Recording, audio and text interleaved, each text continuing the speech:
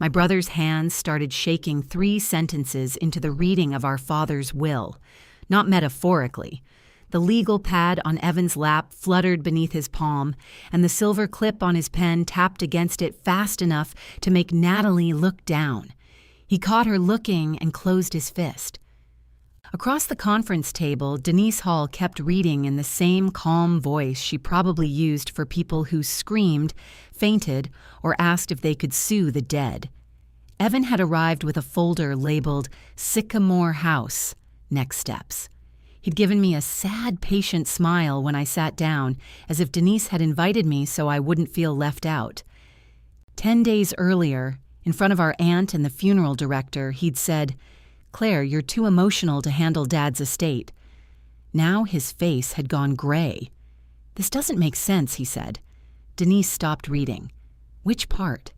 He looked at me then, and for the first time since our father died, he wasn't trying to manage my grief, correct my memory, or hurry me toward a signature. He looked afraid of me.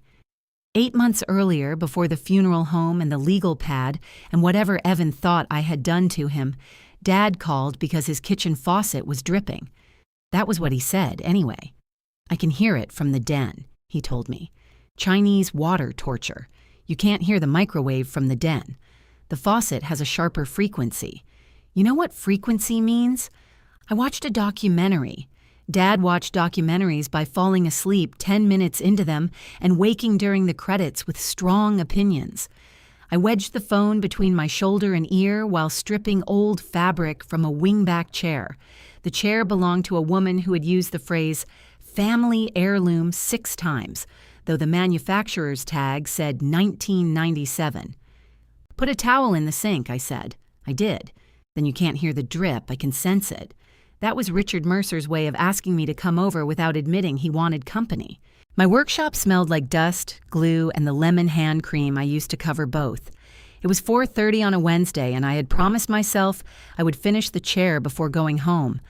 I'd also promised myself that morning I would stop answering non-emergency calls from Dad during work hours. "What did you eat today?" I asked. There was a pause. The usual. "That's not a food. I had toast." "When?"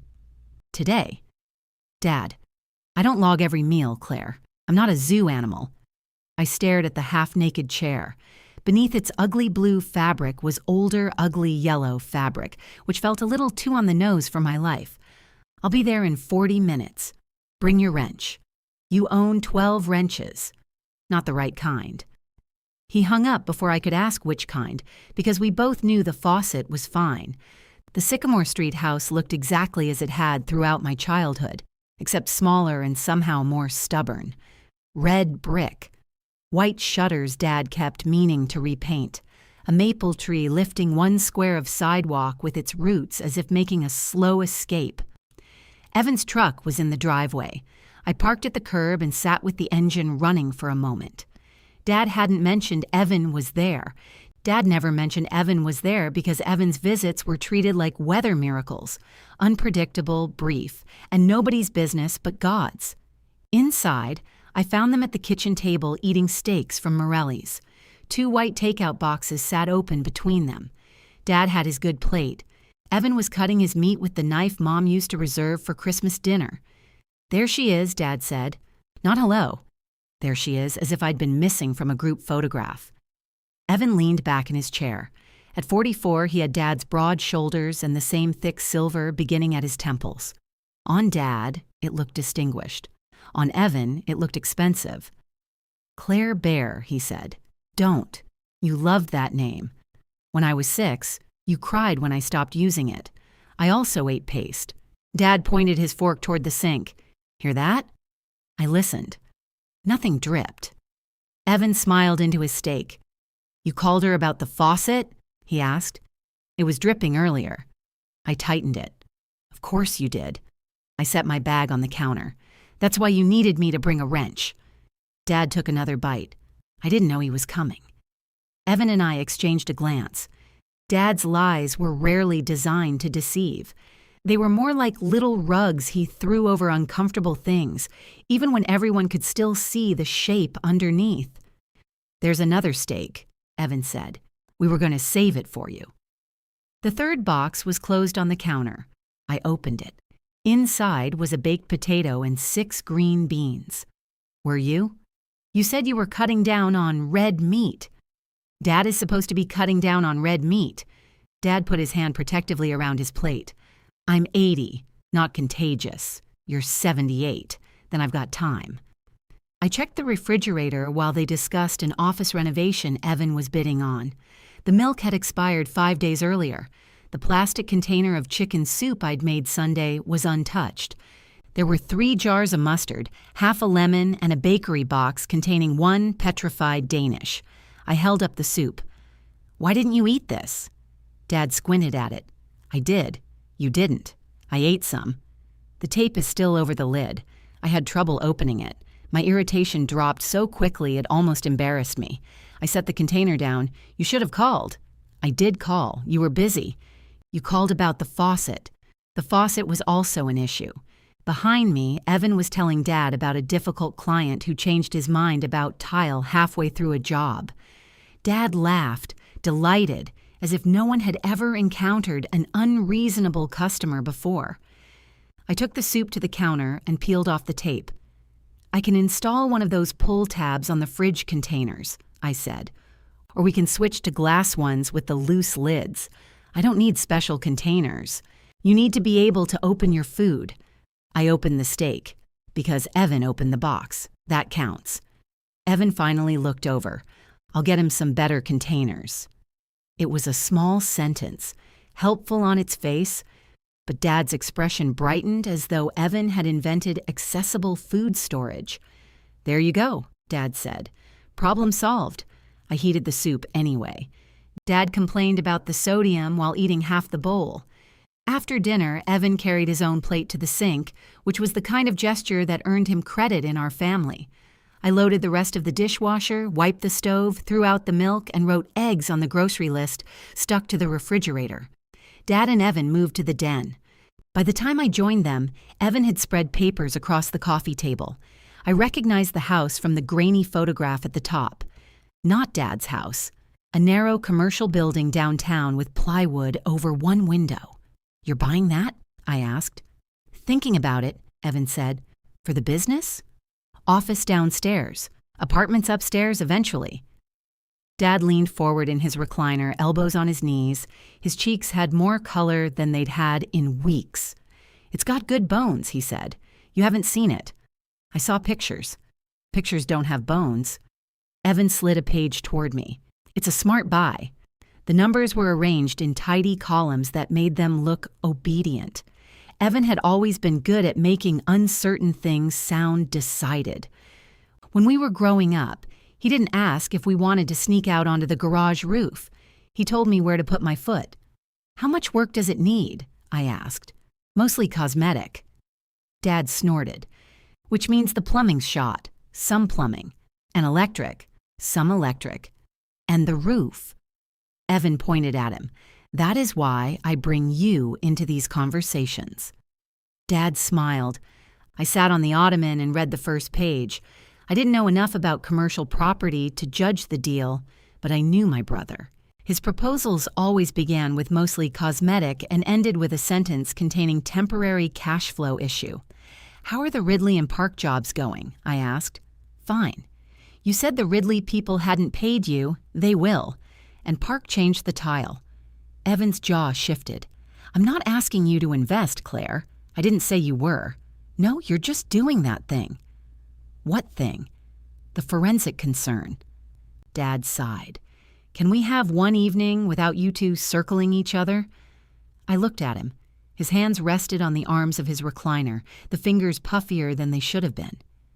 "How long have your hands been swollen?" He tucked them inward. Evan glanced at Dad, then at me. "They look fine." "They don't. It's warm in here. Heat doesn't do that." Dad picked up the television remote. "I had a steak. Salt. You were short of breath walking from the kitchen. I'm always short of breath when you're asking questions." Evan laughed. "Dad did too. I didn't." That killed the moment, which was another one of my talents. I walked over and pressed my thumb gently into the skin above Dad's wrist. The indentation stayed. We should call Dr. Shaw.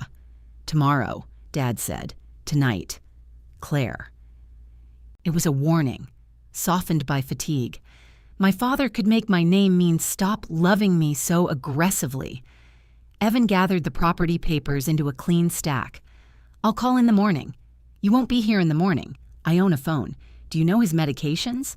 Of course I know his medications. What are they? Dad slapped the remote onto the table. Enough. The room went quiet. For a second, he looked frightened. Then irritation rushed in to cover it. I am sitting right here, he said. You two talk about me like I'm a broken furnace. Evan leaned back. Nobody said that. Dad looked at me. I'm calling the nurse line, I said. His mouth hardened. And if they tell you I'm fine, then you get to be smug until at least Friday. That almost pulled a smile out of him. The nurse did not tell me he was fine. She asked 3 questions and told us to go to the emergency room. Evan stood immediately. I'll drive. Dad looked surprised, then pleased. No need for both of you to lose your night. I picked up my bag. I'm coming. At the hospital, Evan charmed the woman at registration, found Dad a warm blanket, and bought all 3 of us terrible coffee. He was good in the first hour of a crisis. He made jokes. He remembered people's names. He carried things. By hour 3, his phone began vibrating every few minutes. At midnight, while Dad slept behind the curtain with an IV feeding medication into his arm, Evan stepped into the hall to take a call. I could hear the low confidence in his voice. No, we're still on schedule, he said. I'll handle it. When he came back, he was wearing his coat. I've got a crew starting at 6. I looked at Dad. They're admitting him. I heard. You told him you'd drive him, and now you're here. There it was. Not cruelty, not even a request, just the natural order of things spoken plainly. Evan touched Dad's ankle through the blanket, then lowered his voice. Don't get worked up. His numbers are already improving. I'm not worked up. He gave me a look that said we both knew better. Then he nodded toward the dark hospital window. We should probably start talking about what happens with the house if he can't stay there. I stared at him. Our father was asleep 6 feet away. Evan slipped his hands into his coat pockets. I'm trying to be practical. No, you're trying to be early. His face changed, not guilt exactly, but the irritation of a man whose generosity had been misunderstood. You always do this, he said. Do what? Turn every necessary conversation into a betrayal. Behind the curtain, Dad shifted and made a soft, breathless sound. I reached for the call button. When I looked back, Evan was already walking toward the elevators. The nurse came in fast enough to make me feel guilty for pressing the button, as if I'd called the fire department because Dad rolled over. What's happening? She asked. He made a sound. Dad opened one eye. I'm in a hospital. Sounds are included. The nurse checked the monitor, listened to his chest, and adjusted the head of the bed. Her name was Teresa. Evan had learned that before leaving. I had learned that her father also had heart failure, that she preferred night shifts, and that she was working 12 hours because someone had called out. This was the difference between Evan and me. He remembered names because people liked it. I collected their burdens. Try to rest, Mr. Mercer, Teresa said. I was resting until the alarmist hit the button. She looked at me. You did the right thing. Dad waited until she left. Now you've got professional encouragement. You're welcome. He watched the curtain sway behind her, then turned his head toward the empty chair Evan had been using. He had to get to work. I know. People depend on him. I know. It came out flatter than I intended. Dad closed his eyes again. Don't start. I'm sitting quietly. You have a loud face. I pulled Evan's abandoned coffee closer and drank it cold. At 2 a.m, a resident explained that Dad was retaining fluid and needed at least a day of observation. She spoke carefully, addressing him instead of me, which I appreciated until Dad answered every question by looking at me. What medications are you taking? She asked. Dad looked at me. When was your last cardiology appointment? He looked at me. Any recent weight gain? Me again. I'm his emotional support encyclopedia, I said. The resident smiled. Dad didn't. When she left, he said, "You enjoy making me look helpless." "That's what you think I'm doing?" "I think you like being needed." The words landed because there was some truth in them. Not the kind he meant, but enough to sting. I folded my coat over my lap. "Go to sleep." "Claire," I said, "go to sleep." A minute passed. "You should go home," he said. "So you can answer the next doctor by staring at an empty chair?" "I can manage." "I know." That was our most common lie. I slept for 40 minutes with my head against the wall. When I woke, pale morning light had turned everything in the room the color of skim milk. Dad was awake, watching an infomercial about a ladder that converted into 6 different ladders. "Seems dangerous," I said. "Everything seems dangerous to you. Last night, your steak seemed dangerous." Turns out I was right. You'll put that on my gravestone. Richard Mercer. Beloved father. Shouldn't have eaten the steak. He laughed, then coughed, and I tried not to react too quickly. Evan returned at 7:30 carrying a paper bag from Murphy's Diner and wearing a clean blue button-down. He looked rested. I hated him for looking rested, which was irrational but deeply satisfying. "Breakfast," he announced. Dad brightened. "Real food? Egg sandwich." "He's on a low-sodium diet," I said. Evan held up the second bag. "Oatmeal for the warden." "I'm not hungry. You look terrible." "I slept in a chair." Dad unwrapped his sandwich. She wouldn't go home. Evan glanced at me with a small, knowing smile. Of course she wouldn't. 3 ordinary words, and suddenly my staying wasn't care. It was a symptom. I reached for the sandwich, checked the sodium. Dad pulled it against his chest. "Touch this, and I'm calling security." Evan laughed and handed me the oatmeal. There was a tiny packet of brown sugar inside. He'd remembered I hated artificial sweetener. That was the problem with Evan. He was never inconsiderate enough to dismiss cleanly. He stayed through the cardiologist's visit and asked intelligent questions about fluid restriction. Dad watched him with open pride. When Dr. Shaw asked who would help organize medications after discharge, Evan said, "We'll handle it." We. Looked at him, but he kept his attention on the doctor. Dad came home the next afternoon with 3 medication changes, a daily weight chart, and instructions to call if he gained 2 pounds overnight. Evan had a meeting, so I drove. I put the new pill organizer beside the toaster because Dad refused to have it on the table. "Makes the place look like an infirmary," he said. "The walker in the coat closet isn't helping. That was your mother's. Mom never used a walker. Then somebody left it here." I filled the organizer while he lowered himself into a kitchen chair. He was moving slowly, though he pretended he was waiting for me to finish. "There's a home health nurse coming Friday," I said. "No, it's already scheduled. Cancel it." "No, I don't want strangers poking around. She'll check your vitals and help with the medication changes. I have you for that." He said it like a compliment. I clicked Monday morning shut. "I'm not a nurse. You act like one. I'm also not available every morning. I didn't ask you to be." The pill organizer sat between us, bright plastic compartments arranged like a cheerful accusation. Dad rubbed his thumb over the edge of the table. Evan said he could stop by. When? He didn't specify. Then he can't. "You don't know his schedule. Neither do you." His mouth tightened. I'd crossed the invisible line between observing Evan's behavior and naming it. "He offered," Dad said. "So did I. The difference is, I'm here. You always have to keep score." I snapped Thursday evening shut harder than necessary. "No, Dad, I keep the calendar. The score is sitting there all by itself." He pushed back from the table and stood too fast. I reached for his arm. He jerked away. "Don't." His face had gone pale. "Sit down." I said, "Don't." "Fine. Fall with dignity." That made him angrier, which made him sit. I got him water and waited until the color returned. Neither of us apologized. Before I left, I put one of the new loose-lid glass containers in the refrigerator with chicken and rice. I attached a fluorescent note that said Thursday lunch because apparently my father's kitchen was now an office shared by hostile employees. At my workshop, the wingback chair waited exactly where I had left it. The yellow fabric looked smug.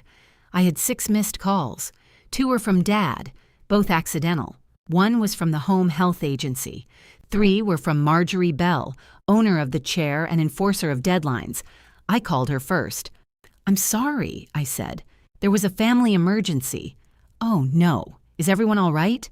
"My father was admitted overnight." A pause followed, respectful but not long enough to threaten the schedule. "Well, family comes first," Marjorie said. "I just need the chair by Saturday because my sister arrives Sunday." "Of course. We're doing photographs." "Of course." It was my mother's chair. I looked at the 1997 tag on the floor. "Then we'll make sure it's ready." I worked until nearly 11. Removing staples was the only part of restoration that required exactly as much anger as I had. Each one came out with a small metallic complaint. On Friday morning, I met the home health nurse at Dad's house. Her name was Marisol, and Dad disliked her for 7 minutes. Then she complimented the workshop, and he offered to show her the walnut coffee table he'd built in 1989. I stood in the doorway while he explained joinery with more breath than he'd used all week. Marisol nodded toward me. "Your daughter does restoration?" Dad ran a hand across the table. "She's got patience for ruined things." It was a good line. It was also the closest he came to telling people he was proud of me. "She gets that from you?" Marisol asked. Dad smiled. "God, no." After she left, he admitted she was not unbearable, which was basically a 5-star review. The new routine developed without anyone deciding on it. I came every morning before work to check Dad's weight and pills. On Tuesdays and Thursdays, I brought dinner. Sundays were groceries, laundry, and whatever object had begun making a noise he could sense from another room. Evan stopped by when he could. That phrase covered a lot of territory. Sometimes he came twice in 1 week, sometimes he disappeared for 10 days, then arrived with barbecue and a story big enough to fill the house. He replaced a cracked outlet cover in the den and received more gratitude than I got for arranging 3 follow-up appointments. He took Dad for a haircut one Saturday and sent me a photograph of them grinning beneath the barber pole. I saved the picture. Then I cried in my car outside the grocery store, which annoyed me because I wasn't sad. I was angry. Anger should have had better posture. Natalie called while I was loading low-sodium soup into my trunk. "How's your dad?" she asked, still pretending his scale is defective. "Evan says he's doing better." "He is, mostly. He worries about him." "I know." Natalie went quiet. She had a careful silence, the kind that made you aware she was choosing among several sentences. "He's under a lot of pressure at work," she said finally. I closed the trunk. "Did he tell you to call me?" "No." "Did he complain that I'm being hard on him?" "He said you're keeping track of who does what. People who don't want things tracked usually aren't doing them." She laughed despite herself. "That sounds like you. What's going on with work?" "Nothing. Just timing. Clients are slow paying. Normal contractor stuff." The commercial building flashed through my mind. Is he still thinking about that property downtown? Another silence. "I thought Richard might have mentioned it," she said. "Mentioned what?" "He and Evan have been talking." "About the property?" "About options." The word options made the back of my neck tighten. "What options?" "I don't know the details, Claire. I assumed you did." Dad didn't answer when I called. I tried twice on the drive back, then told myself I was not going to show up every time he ignored his phone. I showed up. The front door was unlocked. No one answered when I called from the entryway, but I heard voices through the kitchen. Dad and Evan were in the workshop. The detached building sat at the back of the property beyond the patio Mom had filled with herbs. Its double doors were open, and Evan stood at Dad's old drafting table with a yellow tape measure clipped to his belt. A real estate brochure lay beside him. Dad saw me first. His expression changed in a way I couldn't immediately read. "There she is," he said. Evan folded the brochure once and slid it beneath his hand. I walked to the table. "Natalie said you were discussing options." Evan exhaled through his nose. "She shouldn't have called you." "She didn't call about this." Dad lowered himself onto the stool beside the table. It's just a conversation. About what? Evan looked at Dad, giving him the choice. Dad rubbed one palm over the scarred wood. The house is paid off, he said. That money's just sitting here. I looked from him to Evan and back again. It isn't money, I said. It's your house. Nobody's taking my house. Evan pulled out the brochure and flattened it between us. All we're talking about, he said, is putting the equity to work. Put it to work for who? I asked. Evan's mouth tightened. For the family. We don't have a family business. We could. Dad tapped the brochure. The building had arched windows on the second floor and a faded green awning hanging over the entrance. In the photograph, it looked almost charming.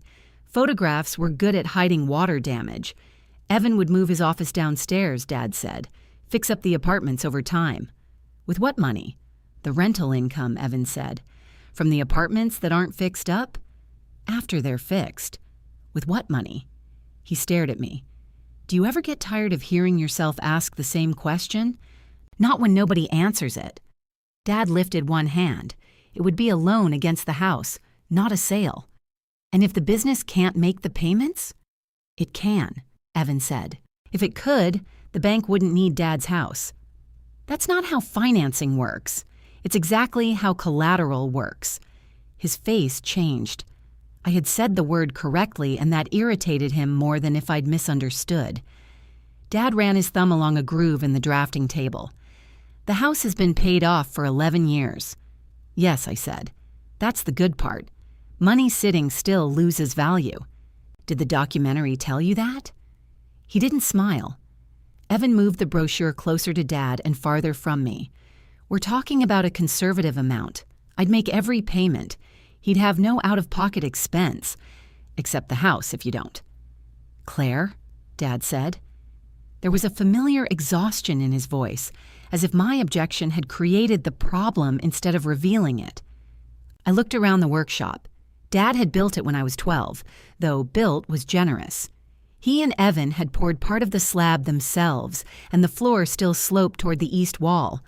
Pegboard held outlines of tools drawn in black marker.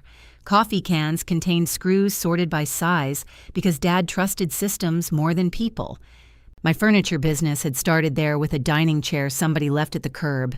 Dad showed me how to pull the joints apart without splitting the wood. Evan had stopped by, watched me sand for 10 minutes and said, "You know you can buy chairs, right?" Now he planted both hands on the drafting table.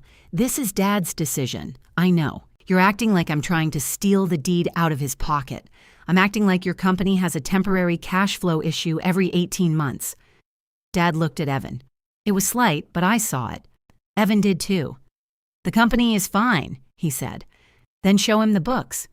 That is none of your business. It becomes his business when you attach his kitchen to it. Dad pushed off the stool. Enough. He stood with one hand braced against the table, breathing through his nose. Both of us moved toward him, and he glared until we stopped. I haven't agreed to anything, he said. Your brother brought me an opportunity. He brought you risk. He brought me something to think about. That was the part I had missed. Evan wasn't only asking Dad for money, he was asking for his judgment. He'd brought measurements and photographs and columns of numbers. He'd made Dad a man at a drafting table again instead of a patient with fluorescent notes on his lunch. I softened my voice. Then have someone independent look at it. I've built houses, Dad said. I know property. You haven't built one in 20 years, and you staple fabric to chairs. The words came out before he could catch them. The workshop went still. Dad looked at the floor. Evan reached for the brochure. We can talk about this later. No, I said. Don't stop on my account. I've got ruined things to staple. Claire. I walked out before Dad could decide whether he wanted to apologize or tell me I was being dramatic. Evan followed me across the patio. You didn't have to humiliate him. I turned. I humiliated him? You made him feel incompetent. You're using the fact that he wants to feel useful. That's a disgusting thing to say. Is it inaccurate? He glanced back at the workshop. Dad remained inside, visible through the open doors. He had lowered himself onto the stool again. Evan's voice dropped. I'm trying to build something. With his house. With his support. You mean equity. I mean support. The anger in his face was real. That was what made fighting with Evan so difficult. He believed himself while he was speaking. Every need became a principle by the time it reached his mouth.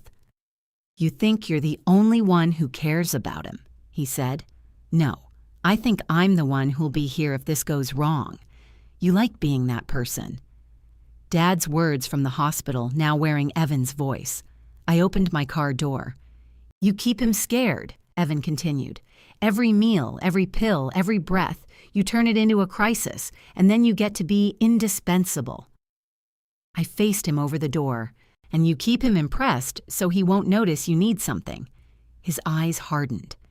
From the workshop, Dad called, Would both of you stop whispering like assassins? I got in the car and left. For 3 days, Dad answered my calls with one-word responses. Fine. Yes. No. He took his medication but did not fill in the weight chart, which was his preferred form of civil disobedience. On Sunday, I arrived with groceries and found the fluorescent lunch note crumpled beside the trash can. I missed you too, I said.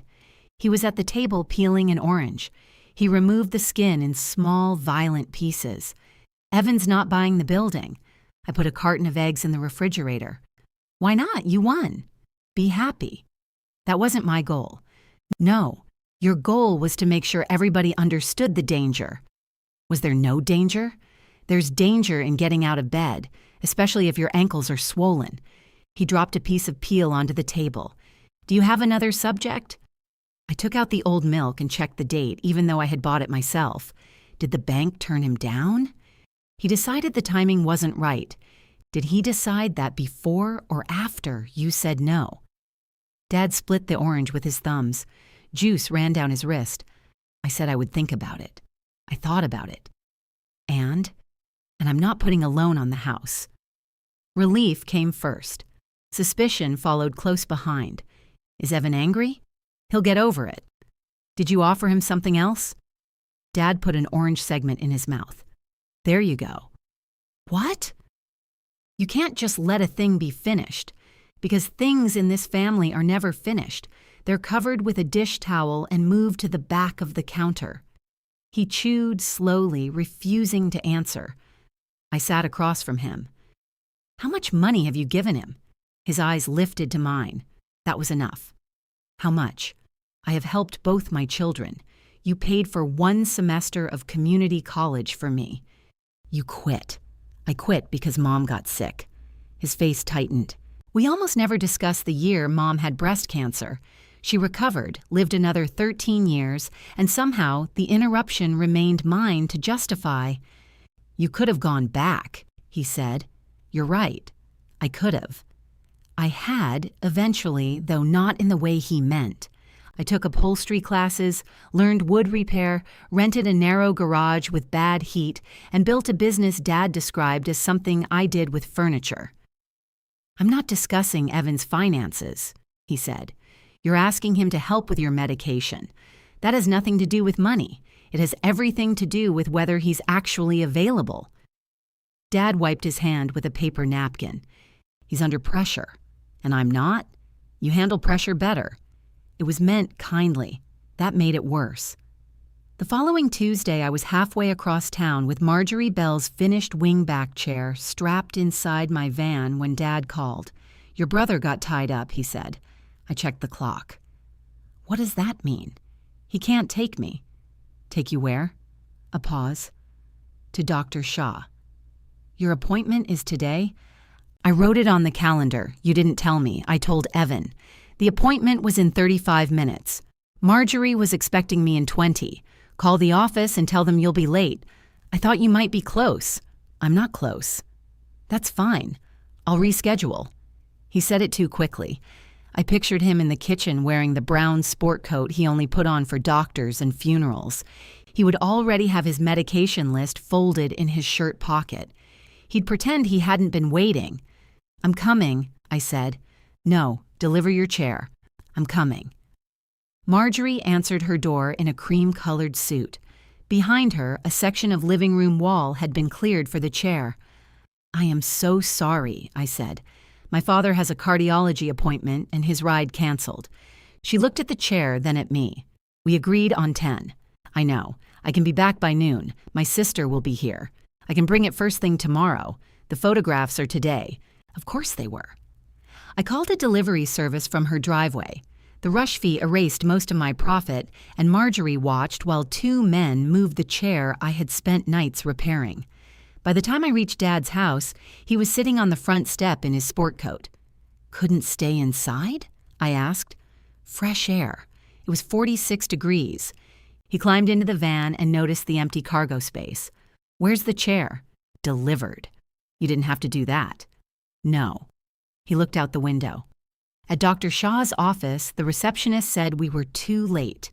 Dad immediately agreed to reschedule. I kept asking until she found a cancellation at the end of the morning. You don't have to bully people, Dad muttered as we sat down. I said, please. You said it like a threat. While we waited, he picked at a loose thread on his sleeve. Evan had a problem at a job site, he said. I'm sure. He didn't forget. Okay. He called me. After I was already on my way? Dad stopped picking at the thread. That answer was also enough. Dr. Shaw increased Dad's diuretic and ordered more blood work. His weight was up again. His blood pressure was worse. When the doctor asked if he was limiting salt, Dad described the soup I made as if it constituted his entire diet. In the parking lot, he handed me the folded appointment summary. You'd better keep this. I took it. That evening, Evan came to Dad's house with sub sandwiches and an apology that somehow required an audience. I got trapped on the North Side job, he said. The electrician didn't show. Dad waved him off. Work is work. Evan looked at me. I'm sorry you had to rearrange things. I didn't rearrange them. I canceled them. His expression cooled. I said I was sorry. Dad unwrapped his sandwich. Can we not? Evan had brought mine without onions. I ate it anyway. After dinner, Dad asked me to stay while Evan carried the trash outside. I need a ride next Thursday, he said. To a doctor? No. Denise Hall's office. The name was familiar. She had handled Mom's estate and the deed after the mortgage was paid. What for? Paperwork. What paperwork? He gave me a tired look, the kind they have at a lawyer's office. Evan came back through the kitchen door. Dad lowered his voice. Don't mention it to your brother. I stared at him. Why? Dad folded his sandwich wrapper into smaller and smaller squares. Because, he said, Evan makes everything a conversation. You're asking me to keep a secret from him while he's standing 10 feet away. I'm asking you not to broadcast my appointments. You broadcast your cardiology appointments by forgetting them. Dad glanced toward the kitchen door. Evan was rinsing his hands at the sink, humming tunelessly. He had heard none of it. Or he was pretending not to, another Mercer specialty. Do you need me to go inside with you? I asked. No. Are you changing something about the house? Dad's eyes sharpened. I just told you I'm not borrowing against it. That isn't what I asked. And that's why I didn't tell you earlier. Evan returned, drying his hands on a dish towel. Tell her what? He asked. Dad didn't hesitate. That she ought to stop interrogating people during dinner. Evan smiled. I've been telling her that for years. They shared a look. Dad's was grateful. Evan's was pleased. I sat between them, holding a secret I hadn't agreed to keep. When Dad climbed into my van the following Thursday, he was wearing the brown sport coat again. You know they allow other clothes in professional buildings, I said. It has inside pockets. So do raincoats. Raincoats make a man look like he's hiding evidence. He patted the left side of his jacket. Something flat crackled inside. I backed out of the driveway. Am I allowed to know what's in the pocket? No. Is it legal? Probably. Comforting. Denise Hall's office occupied the second floor of a converted house near the county courthouse. The waiting room had 2 burgundy chairs, a brass lamp, and a painting of ducks flying over marsh grass. All lawyers seemed to decorate as if their clients might need reassurance that wetlands continued to exist. Denise came out when she heard us. She was in her early 60s, with silver hair cut bluntly at her jaw and glasses hanging from a green cord. "Richard," she said. "Good to see you. You say that now." Then she looked at me. "Claire. It's been a long time, since Mom's paperwork." Her expression softened. "Your mother made me correct a single comma in her obituary. She would. She was right about the comma." Dad took the envelope from his coat. "I'll wait here," I said. "You don't have to," he told me. "Go get coffee. The appointment is only an hour. Then get slow coffee." Denise opened her office door and waited. I looked at Dad. "You're sure?" He became impatient, which usually meant he was nervous. "I'm signing papers, not invading Normandy." "Fine." I walked 3 blocks to a coffee shop and ordered something containing enough caramel to qualify as regret. I tried to work from my phone, but every email required information stored at the shop. Marjorie Bell had posted a photograph of her restored chair and tagged the delivery company. No mention of me. I stared at the picture longer than it deserved. When I returned, Dad and Denise were still behind the closed door. A yellow legal pad sat on the receptionist's desk, every line covered in compact handwriting. I chose the chair facing the duck painting and tried not to imagine documents being divided into categories labeled sensible and emotional. Dad emerged 20 minutes later looking drained. Denise carried a blue folder. She didn't hand it to him. "I'll keep the executed originals here," she said. "You have copies in the envelope." He nodded. "If you reconsider any portion, call me." "I won't." Her eyes moved briefly to me, then back to him. Nothing in her expression invited questions. Dad put the envelope inside his coat. In the elevator, I said, "Was that your will?" "Yes." I hadn't expected him to answer. "What did you change?" "The font." "Dad." I made sure things were in order. Were they not in order before? People change. Circumstances change. The elevator doors opened. He walked into the lobby with more speed than he'd shown all morning. Outside, he stopped beside a parking meter and caught his breath. I put a hand under his elbow. This time he didn't pull away. "Do you want to sit?" "No." "There's a bench." "I see it." "Then why are we negotiating?" He let me guide him to the bench.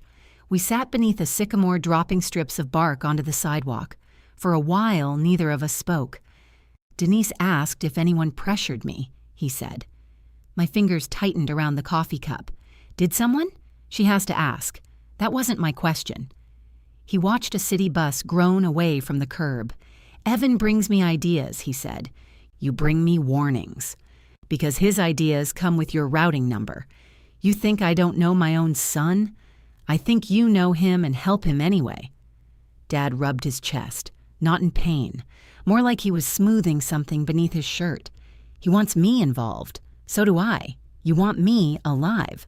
That seems like a reasonable bias." He almost smiled. Then he said, "With Evan, I still know things he doesn't." There it was. Not favoritism in its simple form. Hunger. Evan came to Dad for money, advice, approval, whatever he could get. I came with pills sorted into compartments and told him what he could no longer do. I made Dad safer. Evan made him feel like the man he had been. "You know things I don't," I said. "Like what?" "How to cut a mortise by hand. You use a router." "I know. It's very shameful." He leaned back against the bench. "Your mother hated that coffee," he said, nodding at my cup. "She hated all coffee that didn't taste like a punishment. She said whipped cream was for pie. Mom had strict food zoning laws." He laughed. For a few seconds, he was simply my father on a bench, and I was simply his daughter making fun of someone we both missed. Then he pointed at the cup. "That cost $6, didn't it?" Moment over. We ate lunch at a diner on the way home. Dad ordered soup, inspected it, and accused the cook of withholding salt as a personal attack. While we waited, he took a folded sheet from the envelope. "I need you to do something." My stomach tightened. "What?" "Make a list of what you've spent on the house." "I don't know. You have receipts." "For some of it." The bathroom work, the railings, that water heater. You paid me back for the water heater. I paid half. It doesn't matter. It matters to me. He folded the paper once, aligning the edges with care. Include the taxes you covered. That was 1 year. Include it. Why? Because I'm asking. I looked at him across the table. Is this for Denise? It's for me. I'm not giving you an invoice for taking care of you. His mouth twitched. You've never been shy about telling me the cost. I complain. That's different. Make the list. The waitress arrived with our soup. Dad tucked the paper back into his envelope before she set down the bowls. I never made the list. I started it 3 times. Each version looked either too small or too bitter. How did I price the bathroom rail I installed after finding Dad on the floor? Did I include the hotel deposit I lost when he had pneumonia and I canceled a weekend away? Was 2 years of storing his lawn furniture in my workshop a housing expense? I put the receipts in a grocery bag and left it beneath my desk. Dad asked twice. I said I was working on it. His 79th birthday fell on a Sunday in early November. We took him to Bellini's, an Italian restaurant where the lighting made everyone look healthier than they were. Aunt Lorraine came wearing a purple scarf and enough perfume to arrive ahead of her. Lorraine was Dad's younger sister and believed family conflict could be prevented if the more reasonable person surrendered early. She kissed my cheek. You look tired. Happy birthday to me. It's not your birthday. I know. Evan and Natalie arrived 10 minutes late carrying a large gift box. Dad watched the entrance until they appeared, then pretended he hadn't. Evan had bought him a smartwatch that tracked heart rate, sleep, steps, blood oxygen, and possibly moral character. This thing will call for help if you fall, Evan explained. Dad turned the black screen toward me. Now you can stop calling. I'll believe in it when you charge it. I'll set it up, Evan said. Dad smiled. See? Handled. I gave him Mom's recipe box. It wasn't expensive. The box had sat in his pantry for years, its finish cloudy and one hinge broken. I'd stripped it, repaired the corner, and preserved the dark crescent where Mom used to rest her damp spoon. Dad lifted the lid. Inside were her cards, still carrying flour in the creases. He didn't say anything. Aunt Lorraine pressed a hand to her chest. Natalie touched my arm. Evan looked at the smartwatch packaging. Finally, Dad cleared his throat. You fixed the hinge. It was loose. He ran his thumb over Mom's handwriting on the apple cake card. You left the stain. I thought you'd want it. He nodded without looking up. Then the server arrived to take our order, and Dad spent 5 minutes arguing for lasagna while I argued for grilled fish. Evan sided with Dad. Lorraine said 1 meal wouldn't kill him, a phrase people should avoid at heart patients' birthdays. Dad ordered the lasagna. Halfway through dinner, Evan's phone rang. He checked the screen and excused himself. Natalie watched him walk away. Everything okay? I asked. Work. Her smile was quick and unconvincing. Dad tried to fasten the new watch around his wrist. His fingers fumbled with the clasp. I reached over, but he pulled his arm toward Evan's empty chair. He said he'd set it up. He's on the phone. He'll be back. I lowered my hand. Evan returned 15 minutes later. Dad's cake had arrived, 1 candle burning in the center because 79 would have triggered the sprinklers. Sorry, Evan said, sitting. Supplier issue. You work too hard, Dad told him. Natalie looked down at her plate. We sang. Dad blew out the candle. Everyone clapped. In the parking lot, while Natalie helped Lorraine find her car, Evan caught my arm. Did you take Dad to Denise Hall? I looked through the restaurant window. Dad was still inside, waiting by the host stand with the recipe box under one arm. He asked me for a ride. What did he change? I don't know. You expect me to believe that? I waited at a coffee shop. Evan's grip loosened, but he didn't let go. What did you say to him before he went? About what? The house? The loan? Me? I pulled my arm free. Ask Dad. I did. And? He told me it was none of my business. Then maybe listen. His laugh had no humor in it. You don't drive a man to his lawyer and call yourself neutral. I was his ride. You're never just the ride, Claire? Behind him, Natalie had gone still beside her car. She could hear us. Evan lowered his voice. If you're getting in his head about his will while he's sick, you need to understand how that looks. Dad emerged from the restaurant then, holding Mom's recipe box against his chest. Everything all right? He asked. Evan smiled before turning around. Perfect, he said. Claire was just telling me how much she helps you. I held out my hands for the recipe box. Come on, I said. I'll take you home. Dad looked from me to Evan. I can carry a box. I meant because I drove you. Oh. Evan put an arm around Dad's shoulders. I'll take him. You've done enough. The sentence was polished smooth, but its edge was still there. Dad shrugged him off. I'm not luggage. Claire brought me. Natalie looked at Evan. It was quick, almost apologetic, but I saw it. On the drive home, Dad balanced the recipe box on his knees. What was that about? He asked. Nothing. Don't insult me. I'm old, not blind. I stopped at a red light. Evan knows I drove you to Denise's. How? I don't know. He asked what you changed. Dad's fingers tightened around the box. I told him to ask you. He did. And you told him it was none of his business. It is none of his business.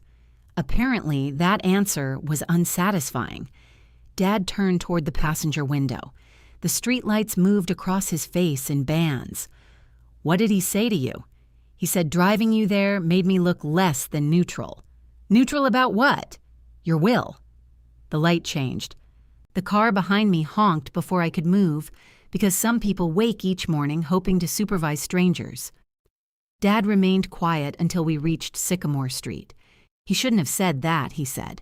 It was such a small defense that it almost undid me. No, I agreed. I'll talk to him. Please don't make it worse. Now you're telling me what I can discuss? I'm asking you not to turn it into a whole family summit where I end up apologizing because Evan implied I was manipulating you. Dad looked down at the recipe box. You aren't manipulating me. Thank you. You're bossy. It's different. I laughed despite myself. He opened his door, then paused. My mind is fine, Claire. I know. Whatever I decide, I decide. I know. You say that very quickly. Because it's true. He studied me, looking for something. Maybe disappointment. Maybe calculation. I was too tired to arrange my face for him. Make the list, he said. Then he carried Mom's recipe box into the house. By Christmas, the smartwatch lived uncharged beside the toaster. Dad claimed the band pinched. Evan claimed Dad kept closing the charger in a kitchen drawer. I claimed nothing because I had grown tired of being correct in rooms where correctness counted as bad manners. Evan did show up on Christmas afternoon with a new heater for the workshop. He spent 4 hours installing it, cursing the old wiring and refusing help. Dad sat in a folding chair wearing 2 sweaters, offering advice Evan ignored until it worked. I watched them through the open door while I dried Mom's roasting pan. Let them have it, Natalie said beside me. I didn't say anything. You're making your loud face. I glanced at her. He told you about that? Your whole family has. She took the towel from my hand and dried the serving spoon. Natalie was a respiratory therapist, practical without advertising it. She had been married to Evan for 14 years and had perfected the art of stepping around his pride without appearing to change direction. Is the company okay? I asked. Her hand slowed. Why? Because he was talking about borrowing against Dad's house. That's over. That doesn't answer me. She set the spoon in the drawer. Evan has always had uneven months. Are these uneven months or a cliff? Ask him. He'll tell me it's none of my business. It isn't. The response came sharply, then softened on her face. I'm sorry, she said. I know why you're asking. Do you? She folded the towel into exact thirds. He thinks if he can get through one more big job, everything evens out. And do you think that? Natalie looked through the doorway. Evan had gotten the heater running.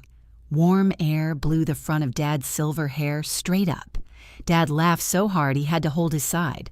I think he needs it to be true, she said. Dad gave me the grocery bag of receipts back in January.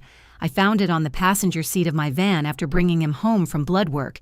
He had replaced the wrinkled bag with a large brown envelope and written Claire, house in block letters. "What is this?" I asked. "Your list." "I didn't make one." "I did." Inside, he had arranged receipts by year. Bathroom tile, shower rail, property taxes, plumbing, the replacement water heater.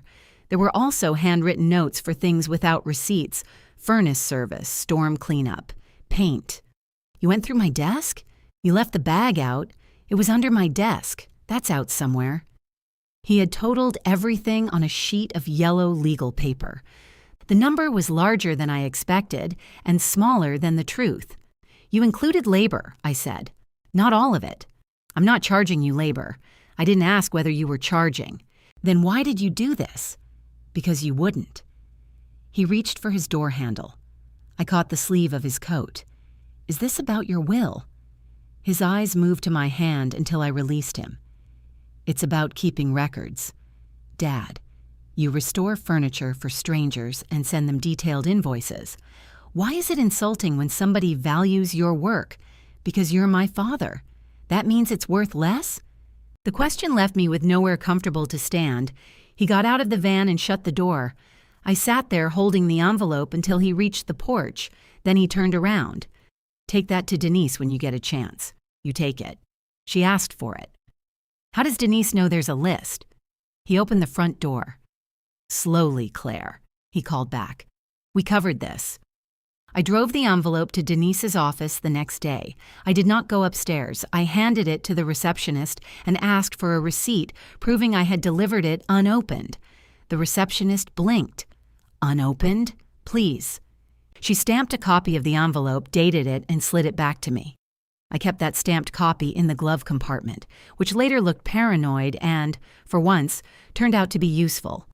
Dad's health narrowed his world by degrees. First he stopped driving after dark, then he stopped driving on the highway. By March, the Buick sat beneath the maple tree, collecting pale green pollen, while I took him to appointments and Evan promised to start the engine every week. Dad began spending afternoons in the workshop again once the weather warmed. He no longer used the table saw, though he insisted this was because the blade needed alignment. He sanded small pieces by hand and repaired drawer slides for me. Working beside him was the closest we came to peace. He could still identify wood by smell. He could run his fingertips across a surface and find a ridge I couldn't see. He criticized my shortcuts, stole my pencils, and left coffee rings on every horizontal object. One afternoon, I brought him the frame of an old walnut settee with a split rail.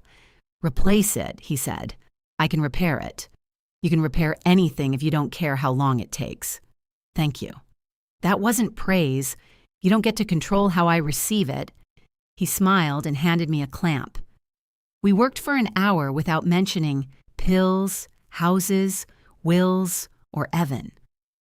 Light came through the dusty windows in long gold stripes. Dad hummed a song Mom used to play while cooking. Then his hand began trembling around the clamp. I took it from him. "I'm fine," he said. "You're shaking. I'm tired." "Let's go inside." I said, "I'm fine." I set the clamp down. "You can walk or I can call Marisol." He glared at me. "Extortion. It runs in the family." He let me help him to the house.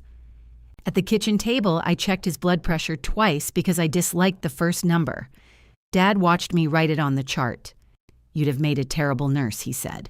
"Why? No bedside manner. You're not in bed." His mouth lifted, but his eyes were closed. The second client I lost was a restaurant owner named Paul Hennessy, who wanted 12 dining chairs refinished before reopening his private room. I had completed 8 when Dad's breathing worsened.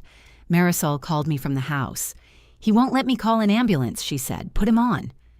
Dad came to the phone breathing hard. "This woman is dramatic. Marisol is not dramatic. She has earrings the size of dinner plates. I'm coming." Paul stared at the unfinished chairs lined along my wall. "I've already delayed once," he said. "I understand. Do you?" His wife had died the previous summer. He had mentioned it when he hired me, and I knew what his face meant. He had his own grief, his own payroll, his own reopening date. My emergency did not erase his. "I can refer you to someone," I said. I hired you because I wanted your work. I'm sorry." He paid for the 8 finished chairs and took all 12. I drove to Dad's house with sawdust still clinging to my jeans. The ambulance was already there. Marisol stood on the porch, her large red earrings moving in the wind. "He changed his mind," she said. Dad had not changed his mind. He had tried to stand up to prove he was fine and nearly collapsed. At the hospital, the fluid around his lungs took longer to respond to medication. Dr. Shaw used phrases like progression and quality of life. Dad listened with his arms crossed and asked when he could go home. Evan arrived after dinner carrying Dad's phone charger and the smartwatch. "Found it," he said, as if solving the charger's disappearance addressed the larger situation. Dad let him fasten the watch around his wrist. For the next 2 days, we alternated at the hospital. Evan took mornings. I took evenings and stayed overnight. Natalie came after work bringing unsalted crackers Dad said tasted like roof shingles. On the 3rd afternoon, I arrived early and heard Evan's voice before opening the door. "I'm not asking you to decide today," he was saying. "I'm saying we should have something in place." I stopped outside the room. Dad answered too quietly for me to hear. "The market's still strong," Evan said. "If you end up needing long-term care, the house just sits there. We could transfer it now and protect it." I walked in. Evan was seated close to the bed with a thin folder on his lap. Dad looked small against the white pillows. His smartwatch blinked green on his wrist. "What are you doing?" I asked. Evan closed the folder. "We're talking about transferring the house." Dad rubbed both hands over his face. "Claire, not now." Evan stood. "This is exactly why I didn't include you. Because I'd object to asking a medicated man for his house?" His face flushed. "I didn't ask him to sign anything. What's in the folder? Information. Then show me." "No." Dad pulled off the smartwatch and dropped it on the blanket. "Both of you get out." Neither of us moved. "I mean it," he said. "I am sick of lying in a bed while you two measure what's under me." Evan's expression broke first. Hurt flashed across it, young and unguarded. "I'm trying to protect you," he said. "So is she. That's the problem."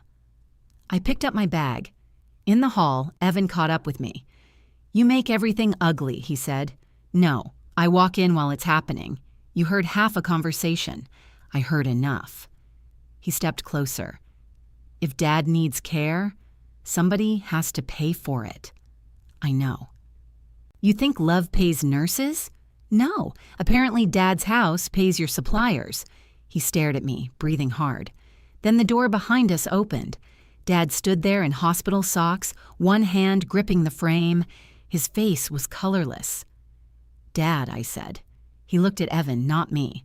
"I already told you no," he said. Then his knees buckled. I reached him before his head hit the floor. Evan caught his other arm, and together we lowered him into the hallway while the folder slid open beside us. A brochure, a typed page, and a business card scattered across the tile. No deed, no signature line. Just enough information to prove Evan had come prepared for a conversation Dad had already refused. A nurse ran toward us. "What happened?" He stood up, I said. Dad's eyes opened. "Dangerous business. Don't move," the nurse ordered. "I'm already on the floor." People appeared with a wheelchair, a blood pressure cuff, and the brisk competence of those who had no time for our family history. Evan backed against the wall, holding the empty folder. Dad looked at him while they lifted him. "I said no," he repeated. "I heard you. Then stop asking in better clothes." Evan's face went red. He bent to gather the papers. The nurse wheeled Dad back into his room. I followed until Dad pointed at the hallway. "Both of you. You nearly passed out, and now I'd like to do it privately." The nurse hid a smile. I returned to the hall. Evan was on his knees sliding the brochure into the folder. His hands were unsteady. "What was the plan?" I asked. "Get him to agree before I arrived?" "There was no plan. You brought a folder." "I bring folders to meetings. He's your father, not a client." Evan stood. "I wanted him to understand the options if he needs residential care. He understands. No, he understands what you tell him, which is that every risk is unacceptable and every decision has to wait until you approve it. He told you no, and I accepted it. After how many times? He tucked the folder beneath his arm. You have no idea what I'm dealing with. Then tell me. I don't owe you my company's financials. You want Dad's house involved in those financials. I wanted to preserve the value of an asset before medical bills swallowed it. For him? Evan looked toward Dad's closed door. For everybody, he said. That was the most honest answer he had given me. Dad stayed in the hospital 4 more days. Evan did not mention the house again. He also did not leave. He took phone calls in the stairwell and slept one night in the chair I usually occupied. When I arrived the next morning, his neck was bent at an angle that would have disabled a lesser man, and his hand rested over Dad's ankle. I stood outside the room longer than I needed to. Evan could disappoint me for 20 years and still perform one tender act that made me question the accuracy of my own anger. It was a gift he had, or a curse I had. I never decided which. Dad opened his eyes and saw me. Your brother snores, he whispered. Evan jerked awake. I do not. You scared the phlebotomist. I was awake. You were drooling on your shirt. Evan checked his collar. Dad smiled. For breakfast, we split a banana because it was the only item on the tray he trusted. Evan ate the bruised half without comment. I noticed because that was my problem. I noticed everything that complicated the story I wanted to tell about him. Dr. Shaw discharged Dad with oxygen for nighttime and a recommendation that someone stay with him for at least the first week. I can take Monday and Tuesday, Evan said. I'll take the rest, I said. Dad stared at both of us. I'm going to my own house, not joining a touring production. On Monday, Evan kept his promise. He sent me photographs of Dad eating oatmeal, walking to the mailbox, and glaring at the oxygen machine. Tuesday afternoon, a supplier called. By 6, Evan was gone. Dad didn't tell me until I phoned at 8. He had an emergency. So do you. I'm sitting in my den, alone. I was alone before I got sick. Nobody held a vigil. I packed clothes and drove over. The first night, I slept on the couch. The second, Dad insisted I use the guest room. By the fourth, my toiletries lined the bathroom sink beside Mom's old ceramic cup, the one painted with blue violets. Dad had never removed it. He hated the oxygen tubing. It caught on furniture and made him feel tethered. People climb mountains with these tanks, I said. Then those people are idiots. We developed a rhythm that resembled peace from a distance. I worked at my shop until mid-afternoon, came back with groceries, and answered business emails from the kitchen. Dad watched old westerns too loudly. At night, I checked that the oxygen line had not kinked beneath his pillow. Sometimes I woke and found him sitting at the edge of the bed, staring through the doorway. What do you need? I would ask. Nothing. Then why are you sitting up? To see if I still can. One morning, he asked me to make Mom's apple cake. The recipe card was in the restored box on the counter. Her handwriting leaned hard to the right, every ingredient underlined. At the bottom, she had written more cinnamon than Richard thinks. Dad ran his finger beneath the sentence. She thought that was funny. It is funny. It was one time. I said one cake had too much cinnamon, and she documented the abuse. The cake sank in the middle. Dad blamed the baking powder. I blamed the oven. We ate it warm from bowls because it couldn't be sliced. This is terrible, he said, taking another spoonful. You're on your second bowl. I don't like wasting food. He finished it. Afterward, he watched while I washed the bowls. You lost that restaurant job because of me, he said. I kept my back to him. How do you know about that? I saw the chairs were gone. They paid for the finished ones. That isn't what I asked. You didn't ask anything. He was quiet. I dried my hands and turned around. You needed me, I said. Everybody needs somebody. That sounded almost human. I'm serious. So am I. He looked toward the window. The workshop doors were closed. He had not been out there since the hospital. I always knew you'd come, he said. There was gratitude in his voice. There was also confession, though neither of us touched it. You made that easy to know, I said. He nodded once. Then he asked whether I had sent the house receipts to Denise. The moment closed like a drawer. As the weeks passed, Dad's good days became bright, deceptive things. He would wake hungry, shave, and insist on going to the hardware store.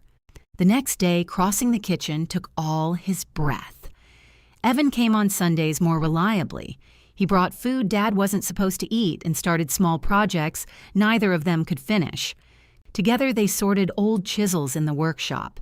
Dad sat in his folding chair while Evan held each tool up for judgment. Keep, trash, sharpen. You said trash to this one. I changed my mind. You're getting sentimental. I'm getting tired of you questioning every decision. I stood in the doorway holding lemonade and felt the sentence pass through all three of us. Evan looked at me. Dad pretended not to. Natalie came less often.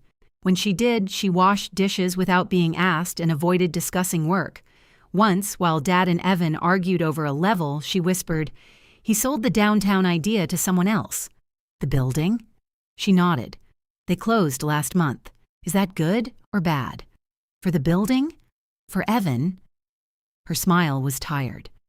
"Depends which version of the story you hear." Dad's final hospital admission began with a call just before dawn. He had removed the oxygen during the night. By the time I reached his room, his lips had a bluish cast and he could not finish a sentence. I called the ambulance while he glared at me with frightened, furious eyes. At the hospital, Dr. Shaw spoke more plainly than before. Dad's heart was no longer recovering between episodes. They could remove fluid and make him comfortable, but each improvement would be smaller. Dad listened. "No machines," he said. Dr. Shaw nodded. "We can honor that. No heroics." I looked at him. "You hate heroes. Waste of good horses." His voice was thin, but the joke was still his. I called Evan from the hallway. "I'm coming," he said. Hours passed. He texted that he was leaving a job site. Then that traffic was bad, then nothing. Dad drifted in and out. In the late afternoon, he opened his eyes and asked if Evan was there. "On his way," I said. He looked toward the door. "He works too hard." Even then. I adjusted his blanket. "He'll be here." Dad's fingers moved against the sheet until I put my hand beneath them. "You still doing that walnut settee?" he asked. I finished the rail. "Replace it? Repaired it. Stubborn. I learned from experts." His eyes closed again. Near sunset, the room turned gold. For one strange minute, it looked like the workshop. Dad squeezed my hand. "You were good to your mother," he said. "So were you." Not what I said. I leaned closer because his voice was fading. "You were good to me," he said. I waited. I should have been better at saying it before it cost you something. My throat tightened. "You can say it now." He looked at me, his eyes clearer than they had been all day. I just did. Those were the last words he said to me. Evan arrived 23 minutes after Dad died. He stopped in the doorway, still wearing work boots. His hair was damp with sweat, and there was white drywall dust along one sleeve. "No," he said. "Just that." He crossed the room and put both hands on Dad's face as if warmth could be argued back into it. Then he sat beside the bed and folded forward until his forehead touched Dad's arm. I had never heard my brother cry like that. I stood by the window, holding the plastic bag containing Dad's watch, wallet, and brown sport coat, and hated him less than I wanted to. The funeral director met us the next morning. Evan had already chosen the funeral home, the casket range, and a Thursday service before I arrived. Natalie sat beside him with a yellow pad. Aunt Lorraine held a box of tissues in both hands. The director slid several forms across the table. "We need one family representative for routine authorizations," she said. Evan placed a pen beside my hand. "Just sign here so I can handle communication." I read the first page. This authorizes more than communication. It lets me finalize arrangements. We haven't discussed the arrangements. We discussed them last night. You texted me a time. Lorraine touched my wrist. "Honey, he's trying to make this easier. For who?" Evan leaned back and closed his eyes. Claire, please, I'm reading it. We do not need to spend an hour on every form because you're upset. I looked at him. I'm not signing something I haven't read. The funeral director lowered her gaze. Evan glanced at Natalie, then Lorraine, inviting them to witness his patience. This is exactly why Dad wanted me handling things, he said. You're too emotional to handle his estate. The room went silent. I set down his pen. How would you know what Dad wanted? I asked. Evan's face hardened. Because unlike you, he said, I didn't need paperwork to prove he trusted me. I stared at him across the polished table. Then you shouldn't need my signature. Natalie shut her eyes. Aunt Lorraine whispered, This is not the time. It was never the time. Our family had avoided so many truths for the sake of timing that we could have filled a calendar with them. The funeral director cleared her throat. These authorizations concern the service only, she said. They do not appoint anyone to manage the estate. We can list both of you as contacts. Evan's jaw moved. That's fine, I said. It creates confusion, he said. Only if we disagree. We already disagree. Then listing only you doesn't remove confusion. It removes me. Lorraine squeezed a tissue. Your father would hate this. I looked at her. Dad hated tension. That isn't the same as hating what caused it. Evan pushed back his chair. List both of us. The funeral director collected the forms with the brisk relief of a woman who had survived other families and intended to survive ours. Evan kept the yellow pad. He chose the casket after asking whether I had an objection in a tone that made any objection sound theatrical. I objected to the most expensive flower package because Dad thought lilies smelled like a dentist's office. Evan said flowers were for the living. Lorraine sided with him until Natalie quietly reminded her that the living would be standing beside them for 2 hours. We chose white roses and greenery. The obituary arrived in my email that night. Richard Mercer, devoted husband of the late Ellen Mercer, respected craftsman, loving father. Evan had written that Dad spent his happiest hours working alongside his son on building projects throughout the years. My name appeared near the bottom. He is also survived by his daughter, Claire. Also, I called Evan. You wrote me like an afterthought. It's a draft. You sent it to the newspaper. They have a deadline. Dad spent the last 8 months with me. You want caregiving hours in the obituary? I want to be in the same paragraph as you, then rewrite it. I will. There it was again, the reduction. Any request I made could be converted into proof that the request itself was the problem. I'll send it in 15 minutes, I said. The deadline is in 10. He hung up. I rewrote the paragraph in 6. I added one sentence about Dad teaching both of us to work with our hands. I removed alongside his son and replaced it with his family. I sent it to Evan and the funeral director. The newspaper printed Evan's version. At the service, people I barely knew told me how proud Dad had been of Evan. Men from old job sites shook my brother's hand and described fences, additions, and roofs they had built together. Evan stood beside the casket, receiving stories like an inheritance. Then Paul Hennessy, the restaurant owner whose chairs I hadn't finished, approached me. Your dad used to come by for breakfast, he said. I didn't know that. Sat at the counter. Told everybody you could repair wood other people would throw away. I looked toward the casket. He said that constantly. It got annoying. A laugh escaped me before I could stop it. Paul squeezed my shoulder. He was proud of you. Dad had told strangers at breakfast and left me to find out beside his body. Evan delivered the eulogy. It was funny and warm. He told the story of Dad building the workshop floor with the wrong slope and refusing to admit it for 30 years.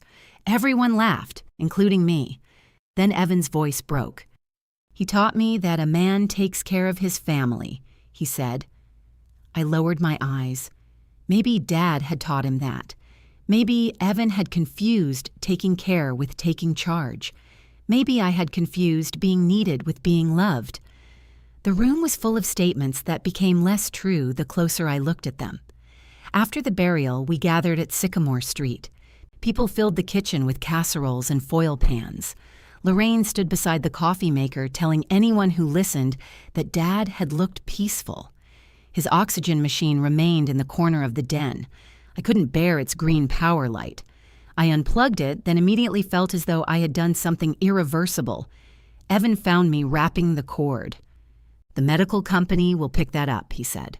"I know. I made a list of things to handle." "Of course you did." He ignored that.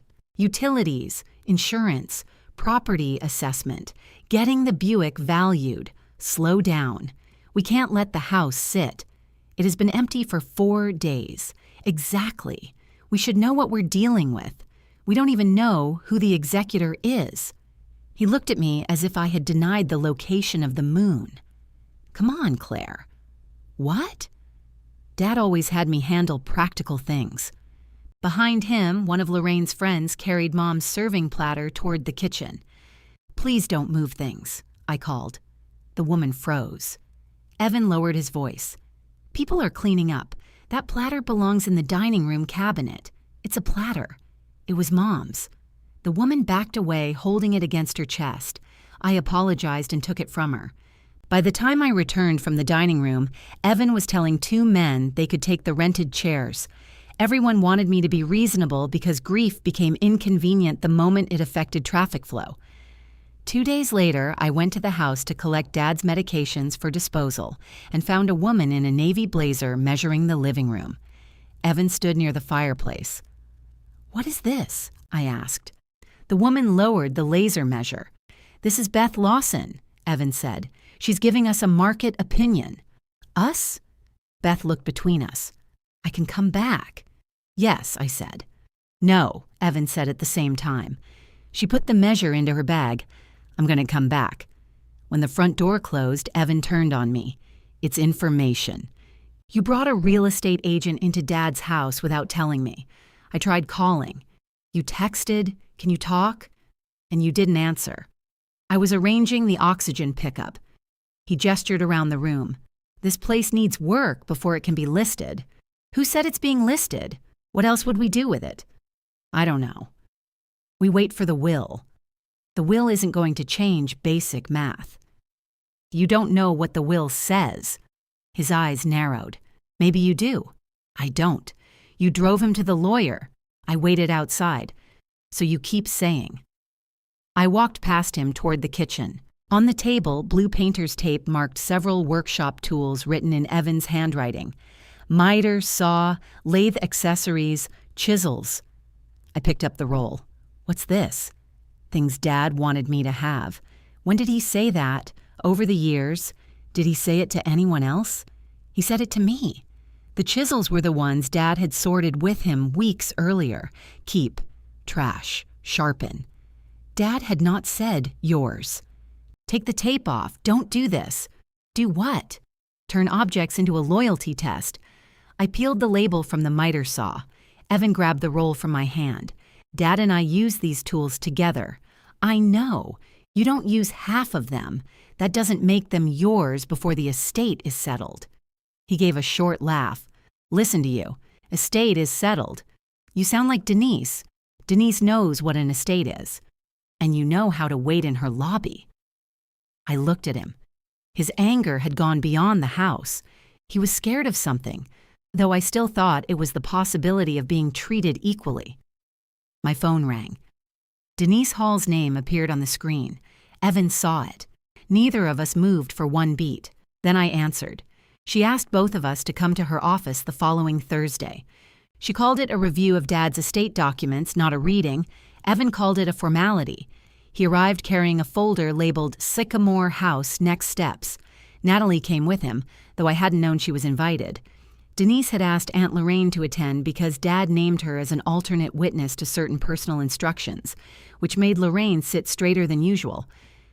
Evan gave me a tired smile when I entered. "I have copies of the market report," he said. "The one from the woman I asked to leave?" She finished the exterior assessment. I sat across from him. "Congratulations." Denise entered with 2 blue folders and a thick cream envelope. She closed the door, took her seat, and looked at each of us before speaking. I want to be clear that Richard made these decisions independently, she said. I met with him alone. I also confirmed his capacity and his understanding of the documents. Evan glanced at me. Denise opened the first folder. She read the formal beginning, revoking prior wills and identifying us as Dad's adult children. Then she reached the appointments. I nominate my daughter, Claire Ellen Mercer, to serve as personal representative of my estate. Without bond, Evan shifted, and direct that she be given full authority to administer estate property in accordance with this will. The pen clip began tapping against his legal pad.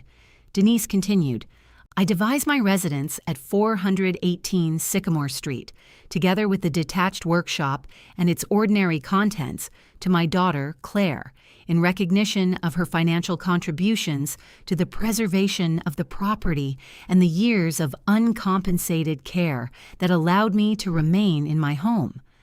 The tapping stopped. Evan closed his fist around the pen. This doesn't make sense. Denise lifted her eyes. Which part? My father would never leave her the whole house. Lorraine inhaled sharply. I could feel Evan looking at me, but I couldn't move. The words whole house had entered the room without finding anywhere to land. He did, Denise said. He told me we'd sell it. When? We discussed it. Did he put that instruction in writing? Evan's face had gone gray. No. Denise turned the page. The residual estate, including cash accounts after payment of expenses, is to be equalized between Claire and Evan after accounting for lifetime advances. Evan's pen slipped from his hand. Denise read a list of dates and amounts. $8,000, $12,500, $16,000, $22,000, loans to Mercer. Contracting over 7 years, each acknowledged by Evan's signature. The total was $96,400. Natalie turned toward him slowly. You told me Richard gave you that money. Evan stared at the legal pad. He did. Denise's voice remained calm. The signed notes identify the amounts as loans and direct that any unpaid balance be treated as an advance against your inheritance. Natalie's face emptied. How much do you owe the suppliers? She asked. This isn't the place. How much? Evan's shoulders began to shake. I had thought, until that moment, that my brother's fear was about losing the house. Natalie leaned closer to him. Evan, what did you promise them? He covered his mouth with one hand. All of it, he said. Natalie pushed her chair back an inch, as if distance might change what she had heard. All of what? Evan rubbed both hands over his face. The estate, the house sale. I used the projection when I negotiated extensions. What projection? A reasonable one. You told Barlow Supply you would pay them when Richard's house sold? I told several people. The room seemed to contract around the word several. Lorraine lowered her tissue box to the floor. You promised money you didn't have? I have receivables. Natalie stared at him. You said the receivables were tied up. They are. Temporarily. His voice found its familiar rhythm again, that confident architecture he could build around any hole. I had every reason to believe the house would be sold, he continued. Dad and I discussed it repeatedly. Nobody could have expected this. His eyes landed on me. Nobody meant him. Denise folded her hands over the will. We need to finish. I think we're finished, Evan said. We are not. He looked at her, surprised by the firmness in her voice. The will provides for your father's personal property, the disposition of his vehicle, and the distribution of the remaining accounts, she said. There is also a statement Richard directed me to read in your presence. Lorraine leaned forward. Evan sat back, but his right knee kept moving beneath the table. Natalie did not look at him. Denise opened the cream envelope. My children, she began, then paused. This is Richard's wording. I could hear Dad objecting to the clarification. If you are hearing this, Denise read, then I assume the two of you have already interrupted Denise at least once. Let her finish. I paid for the hour. Lorraine made a sound that was half laugh, half sob. Evan's knee stopped. I did not always treat my children according to what they gave. I treated them according to what I believed they would tolerate. Claire came when I called, so I called her. Evan was busy, so I excused him. I said this was because Claire was better at difficult things. Sometimes that was true. Most of the time it was easier for me. My vision blurred. I looked down at Dad's handwriting photocopied in the open folder. His capital letters leaned in different directions. He had crossed out a word in the second line and written tolerate above it. I expected Claire to give her time because she had always given it. I expected Evan to need help because I had always helped him. I called one trust and the other support. Both became habits, and habits can be selfish even when love is inside them. Evan looked toward the window. Denise continued, "The house is not a prize for the better child. I do not have one. It is property Claire preserved with her money and work while I lived in it. Leaving it to her does not repay the years, and it does not require her to keep it. She may sell it, paint it purple, or tear down the workshop if she wants, though that last one would show poor judgment." A broken laugh escaped me. Dad had known exactly where to place it. The loans to Evan are not punishment. They are money he received while I was alive. Ignoring them now would require Claire to lose again so Evan would not feel a loss at all. I have done that often enough. Evan stood. Natalie touched his sleeve. "Sit down. I'm not listening to this. It's your father's statement. It's her version of him." He pointed at me. I couldn't speak. Denise removed her glasses. Richard dictated an initial draft in this office. He revised it twice in his handwriting and signed the final statement in my presence. She drove him here. "Yes," Denise said. Then she left. "You don't know what she said in the car. Neither do you. I know my sister." The hatred in his voice frightened me less than the hurt beneath it. Denise put her glasses back on. The will was signed on November 7th. Claire delivered the expense records in January, sealed. The dispositive decisions had already been made. She knew he wanted those records. "I knew he wanted a list," I said. My voice sounded distant. I didn't know why. Come on. I didn't know. You expect me to believe he gave you the house and never hinted at it? He didn't. Evan laughed. "You were at his house every day." "Exactly. I was taking his blood pressure, not searching his desk." "Stop," Natalie said. We both looked at her. Her face was pale, but her voice was steady. "You do not get to blame Claire because you spent an inheritance before your father was dead. I didn't spend it. You used it. I made a business decision based on information Dad gave me. He told you no in the hospital. That was about transferring the house then, not what happened after." "There was no after," I said. Evan flinched. The cruelty of the sentence struck me a moment too late. His face folded, then hardened again. Denise finished the statement without him interrupting. Dad wrote that Evan was to receive his watch, his drafting instruments, and the old workbench they built together.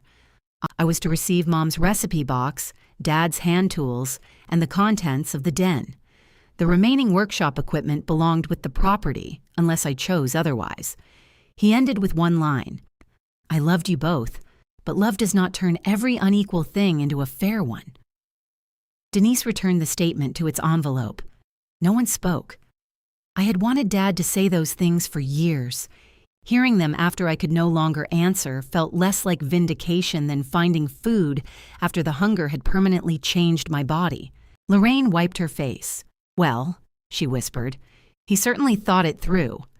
Evan turned on her. "You think this is fair?" "I didn't say that. He leaves Claire a paid-off house and counts every dollar he ever helped me with like I'm some stranger." "They were loans," Natalie said, "not to him. You signed notes, because he liked paperwork." I thought of the flat envelope inside Dad's brown sport coat. His determination on the bench. With Evan, I still know things he doesn't. Dad had known exactly what he was doing. That did not mean he had known how it would feel. Denise explained that no distribution could occur until debts, taxes, and administrative expenses were resolved. She gave me an executor's checklist and told both of us not to remove anything from the house or workshop without an inventory. Evan looked at the checklist in front of me. "You're really going to let her control this?" "I am going to follow Richard's will. I'll challenge it." Denise nodded once. "You are entitled to consult your own attorney. You had him rewrite it while he was sick. He came to me voluntarily and demonstrated capacity because she scared him about me." Denise closed the blue folder. "This meeting is over." Outside, the heat had settled over the parking lot, heavy and bright. Natalie walked ahead of us without waiting. Evan caught up with her near the curb. "Natalie." She turned. "How much?" "I told you." "No. You said several people." "How much do they expect? This isn't the place." "You keep saying that when what you mean is you don't want Claire to hear. I don't care what Claire hears." He looked at me. "Happy?" The word was so absurd I almost thought I'd misunderstood. "Our father is dead, and he managed to make sure I knew which one of us he trusted before he went. You said paperwork didn't prove trust." His face twisted. Natalie stepped between us. "Stop." Evan pointed toward Denise's second-floor window. She sat in there and listened to him list every mistake I ever made. "I didn't know about the loans. You knew enough. I knew you asked him for the house while he was in a hospital bed. I asked him to plan. You kept asking after he said no. Because I was desperate." It was the first time he used the word. Not pressured, not temporarily uneven. Desperate. Natalie's expression changed, but only for a second. Evan looked away. "The company has 2 jobs paying out by fall," he said. "I needed time." "How much time?" Natalie asked. 6 months. Maybe 8. And now? He glanced at the building behind us, as if Denise might revise the will from her window. "Now I figure something else out." Natalie walked to their car and got into the driver's seat. Evan remained on the sidewalk. "What's my share?" he asked me. "I don't know." "Denise knows. She gave us preliminary figures. There are expenses. You read faster than I do. What's left after Dad's little accounting trick?" "It isn't a trick." "How much? Maybe 40,000? "I don't know." His face emptied again. He had expected several times that, plus half the house. "You could decline the adjustment," he said. "The request came so quietly I almost missed it." "What?" "Your executor. You could tell Denise we split the cash equally and call the old money between me and Dad. The will specifically says not to. The will also gives you a house worth more than everything else combined. I didn't ask for it. That'll be a comfort while you're changing the locks." Natalie started the car. Evan opened the passenger door, then looked back at me. "I hope you enjoy being right in there by yourself." He got in. I drove to Sycamore Street because I had nowhere else to go. The white roses from the funeral had browned at the edges. Their water smelled sour. I carried the vase to the kitchen, poured it out, and stood at the sink while petals slid against the metal basin. Dad's house. My house. The words refused to touch. The recipe box sat on the counter. His oxygen machine was gone, leaving a clean rectangle in the dust beside the den chair. The smartwatch charger remained in the drawer, its cord wound neatly around itself. I opened the brown envelope Dad had prepared. The receipts were photocopied inside, each page labeled in his handwriting. At the bottom of the total, he had added a line I hadn't seen before. Not enough, but hers. I sat on the kitchen floor and cried until the refrigerator motor clicked off and the whole house became silent.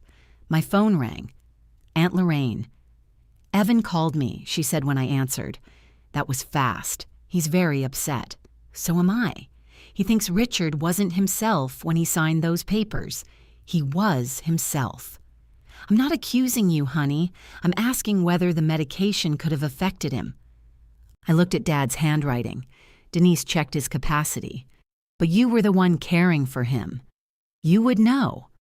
There it was. My care, converted from labor into suspicion. "What are you asking me, Lorraine?" She hesitated. Did you ever talk to your father about changing his will? No. Never? No. Well, Evan remembers things differently. Evan wasn't there. The silence on her end lasted too long. When she spoke again, her voice had become gentle. That may be exactly what concerns him. After we hung up, an email arrived from Evan. Denise and Lorraine were copied. Until the validity of the new will is resolved, no estate property should be moved, sold, altered, or withheld from either heir. I read it twice. Then another message appeared, this one sent only to me. Don't get comfortable. You won't be executor for long. I forwarded both messages to Denise and did not answer. That restraint lasted 11 minutes. Then I drafted a response explaining that Evan had brought a real estate agent into the house before the will was read, labeled tools that had not been distributed, and attempted to persuade Dad to transfer the property while Dad was hospitalized. I included dates. I included the phrase, too emotional. I included 3 paragraphs about the difference between grief and incompetence. I deleted it. Then I wrote, please direct estate-related requests to Denise. Evan replied, coward. I deleted that too. Denise called the next morning. Do not argue with him in writing, she said. I didn't. You started to. How do you know? I've had siblings as clients for 32 years. She told me the will remained controlling unless a court said otherwise. Evan was free to hire an attorney and challenge it. I was still responsible for protecting the property, completing an inventory, paying legitimate expenses, and keeping records. Can I change the locks? I asked. Has anyone entered without permission? Not yet. Then photograph everything first. Give Evan written notice that access has to be coordinated. If he removes property, document it. Do lawyers ever say anything comforting? Keep receipts. That's Dad's version of comfort, I know. I spent the next 2 days photographing the house. The task sounded simple until I tried to do it. Every drawer had a history. The kitchen junk drawer contained 4 dead batteries, Mom's red-handled scissors, a carry-out menu from a restaurant that had closed 9 years earlier, and the tiny screwdriver Dad used to tighten his glasses. I arranged everything on the counter, took a photograph, and put it back. In the den, I cataloged Dad's camera, his record collection, 2 lamps, a chipped ceramic horse, and the blanket he had used during his last week at home. I entered each item into a spreadsheet. Wool throw, gray. The language felt obscene. The contents of the den belonged to me under the will. That didn't mean I could look at the indentation in Dad's recliner without expecting him to complain that I blocked the television. The workshop took an entire afternoon. I photographed tools against the pegboard, captured serial numbers, and marked items Dad's statement specifically assigned. Evan's old workbench stood near the east wall, warped and heavy, with his initials carved beneath one corner. Dad's drafting instruments remained in a green felt case inside the tall cabinet. The miter saw, lathe accessories, and chisels were still there. I sent Evan a short email. I'm completing the required inventory.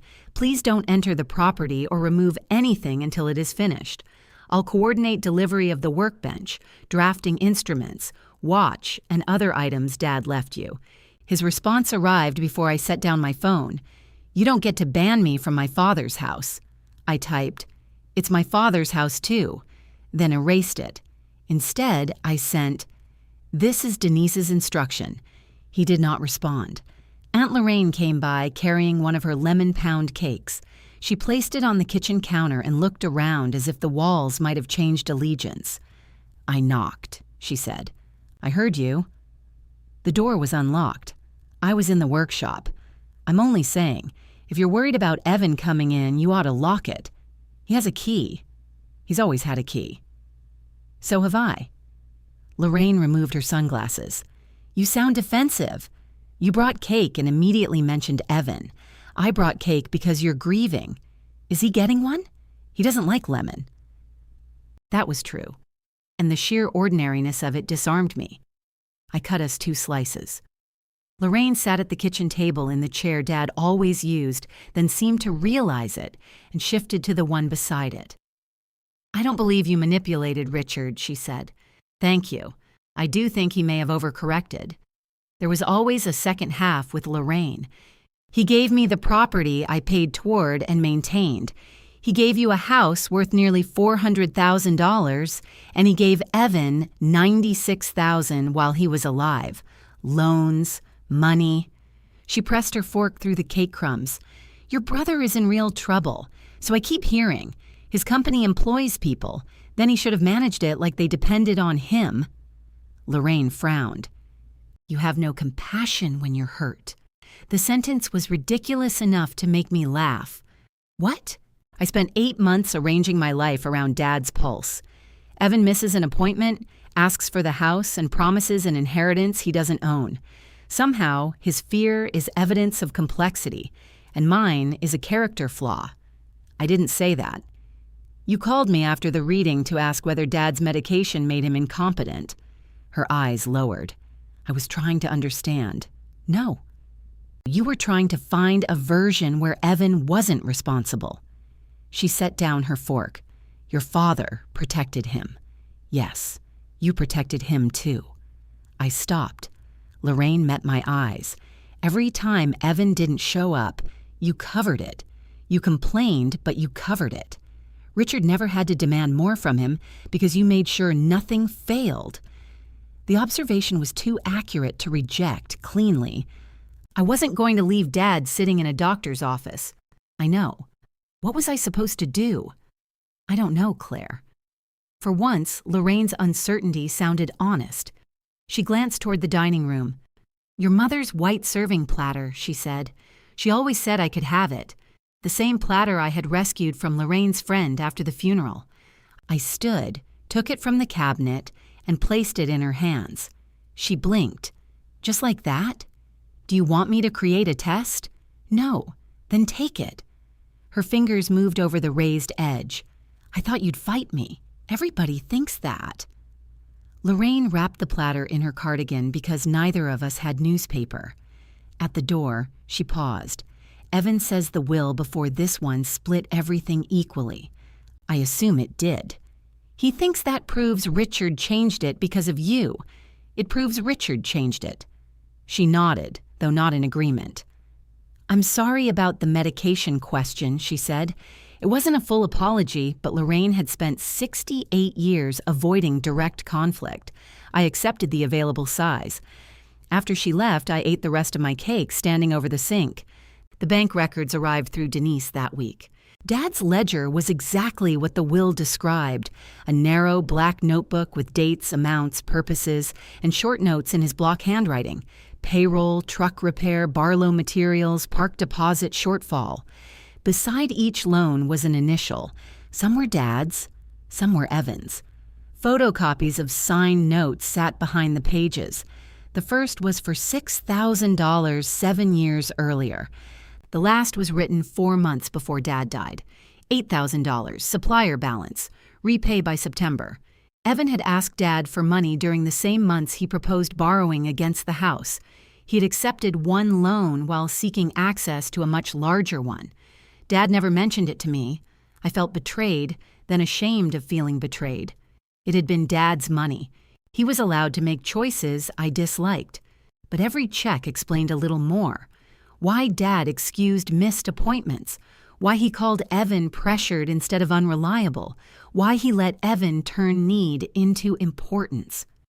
Dad had financed the version of his son he bragged about, then left me the paperwork after both of them could no longer avoid the cost. Natalie called while I was entering the loans into the estate file. "Is Evan there?" she asked.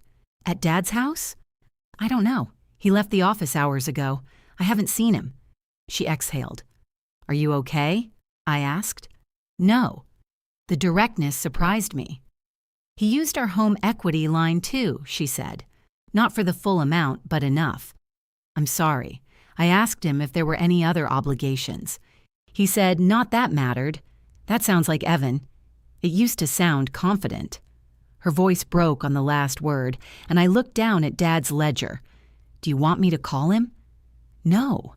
I want him to stop making every woman in his life locate him." Neither of us spoke. Then she asked, "Did Richard really write that statement?"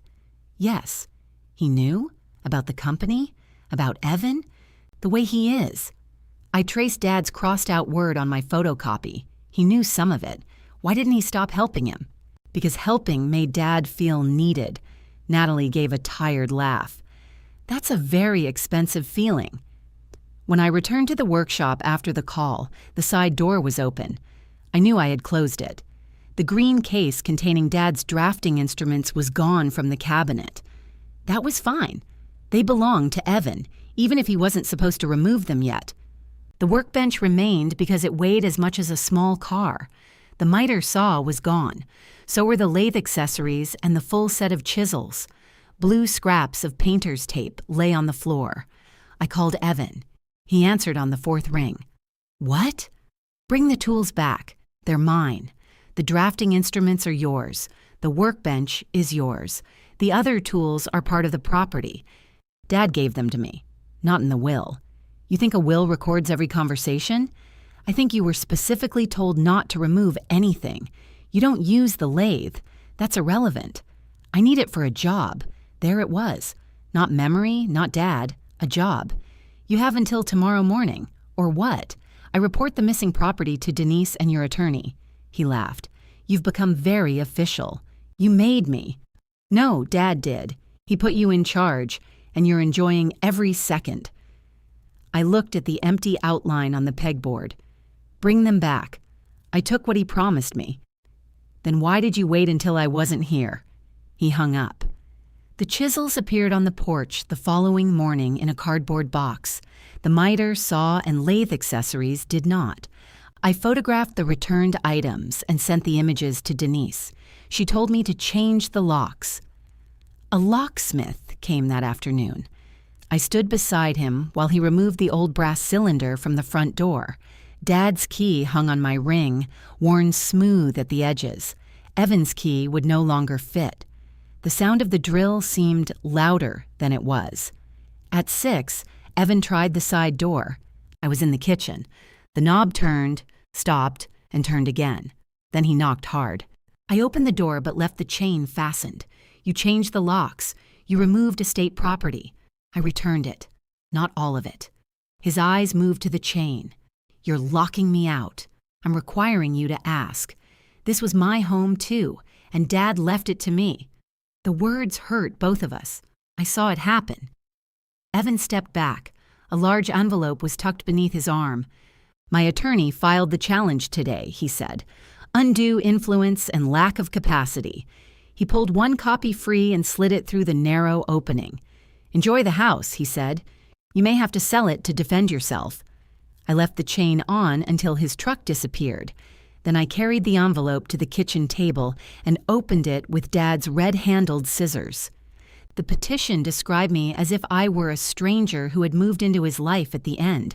I had assumed control of his medical care. I had restricted access during periods of illness. I had transported the decedent to counsel without informing Evan. I had received a grossly disproportionate benefit under documents executed while Dad was physically vulnerable. Every ride, meal, phone call, and sleepless night had been translated into suspicious language. I read the phrase, "confidential relationship," 4 times. Dad and I had certainly had one. He knew I had cracked a molar years earlier and never fixed it. I knew he lied about eating soup. He knew I cried when I was angry. I knew which drawer held his blood pressure cuff. If that made me dangerous, I had spent most of my life gathering evidence against myself. Denise answered on the second ring. He filed. "I know." His attorney emailed me. "Am I supposed to do something?" "Not tonight. He says I isolated Dad. Did you?" "No." "Then start gathering the messages where you asked Evan to visit, drive Richard, attend appointments, or relieve you. I deleted some. Gather what you have." He says Dad lacked capacity. I have my notes, the signed statement, and Richard's medical confirmation. What medical confirmation? I asked Richard to have his physician document whether there was any cognitive impairment before we executed the new will. There wasn't. Dad had not told me that. Why didn't you mention it at the reading? Because I was reading the will, not trying the contest before it existed. Can he make me sell the house to pay for this? Not simply by filing a petition. That isn't a no. No responsible lawyer is giving you a guarantee tonight, Claire. I closed my eyes. Estate funds generally cover a reasonable defense of the will, she said, but prolonged litigation has costs, financial and otherwise. Evan knows that. Yes, he's hoping I'll pay him to stop. Yes. The second answer was quieter. I looked at the empty chair across the table. What did Dad think would happen? He hoped his statement would prevent this. That was optimistic. Your father could be very realistic about everyone except his son. I laughed once. Then I cried so suddenly I had to put the phone down. Denise stayed on the line without speaking until I could pick it up again. The messages filled 73 pages. Claire. Can you take Dad Tuesday? Dr. Shaw at 10. Evan. Should be able to. Claire. I need a definite answer. Evan. Put me down. Then 2 days later. Evan. Crew emergency. Sorry. Claire. Appointment is in 40 minutes. Other threads showed me inviting him to dinner, updating him from emergency rooms, asking him to stay overnight, reminding him of medication changes. His responses varied from useful to affectionate to absent. Tell the old man I'll call tonight. He did not. I printed everything at my workshop. The machine overheated halfway through and began producing pages with a gray stripe down the center, as if even the printer had a position on family loyalty. I found my calendars, Dad's weight charts, Marisol's visit notes, and the stamped copy proving I delivered the brown expense envelope unopened. Denise already had the original receipts and Dad's list. I added the grocery bag version because Dad's handwriting appeared on several scraps inside. I spent days documenting that I had cared for him, and nights wondering whether caring for him had actually been my mistake. Aunt Lorraine called after Evan emailed a group of relatives. His message said the challenge was not about money. It was about protecting Dad's true wishes and restoring the equal relationship he had always intended between his children. He did not mention the $96,000. He copied your cousins, Lorraine said. I saw, and 2 of Richard's old friends. I saw. Are you going to answer? No. Silence can look guilty. Defending myself makes me look defensive. There's a nice efficiency to it. Lorraine sighed. Maybe there's a compromise. There it is. You haven't even heard me. Sell the house, split the money, forgive the loans. Not necessarily all the money. How much of Dad's decision do I have to surrender before people agree I didn't manipulate him? I'm thinking about preserving your relationship. Our relationship currently consists of legal allegations. He's scared. So am I. He could lose his business. I lost clients caring for Dad. That's not the same. Why? She had no answer ready. I sent one email that evening to everyone Evan had included. I wrote that Dad executed his will after meeting privately with counsel and confirming his cognitive capacity with his doctor. I wrote that the expense records were delivered months after the will was signed. I wrote that the lifetime advances were supported by notes bearing Evan's signature. I attached Denise's neutral timeline, not Dad's personal statement. I did not mention the hospital folder or the tools. Then I added one final sentence. I will not discuss my father's care as though it was something I did to him. I pressed send and turned off my phone. At the workshop, the walnut settee still waited for upholstery. I had repaired the rail instead of replacing it, and the joint held beneath my weight when I sat. Dad would have said I had wasted 6 hours to preserve a piece nobody could see. I chose the fabric and started cutting. Natalie came to Sycamore Street 3 evenings later with the miter saw in the back of her SUV. The lathe accessories sat in a plastic crate beside it. She opened the hatch without saying hello. Help me with this. The saw was heavier than I remembered. We carried it through the side door and set it beneath its outline on the pegboard. Where did you find them? I asked. His job site. He told me they were sentimental. Maybe he has emotional memories of crown molding. I looked at her. She was exhausted. No makeup, hair pulled into a knot, work clothes wrinkled from a full shift. Do you want coffee? I want a different husband. Coffee is faster. We sat in Dad's kitchen with 2 mugs. Natalie wrapped both hands around hers but didn't drink. I separated our accounts, she said. My checks go into a new one. How did he take that? He told me marriage isn't supposed to operate like a corporation. What did you say? I asked why his corporation operated like a casino. I laughed, then felt guilty. She smiled faintly. It was a good line. It was. He's selling equipment. The equipment he owns? I made that distinction very clear. What about the truck? Her eyes shifted toward the window. He says he needs it. He probably does. He also loves it more than some people. That sounds like a truck. She rubbed her thumb along a chip in the mug. I thought Richard would leave him half the house, too, she said. Evan talked about it like it had already happened. I should have questioned him. Dad did discuss selling, but then he said no. Yes, and Evan heard later. Yes. She nodded, absorbing the order of facts. Evan says your father changed the will because you made him feel guilty. I didn't know he changed it. I believe you. The words were immediate. Why? Because if you had known, you would have spent 8 months trying to talk him out of it. That was also immediate.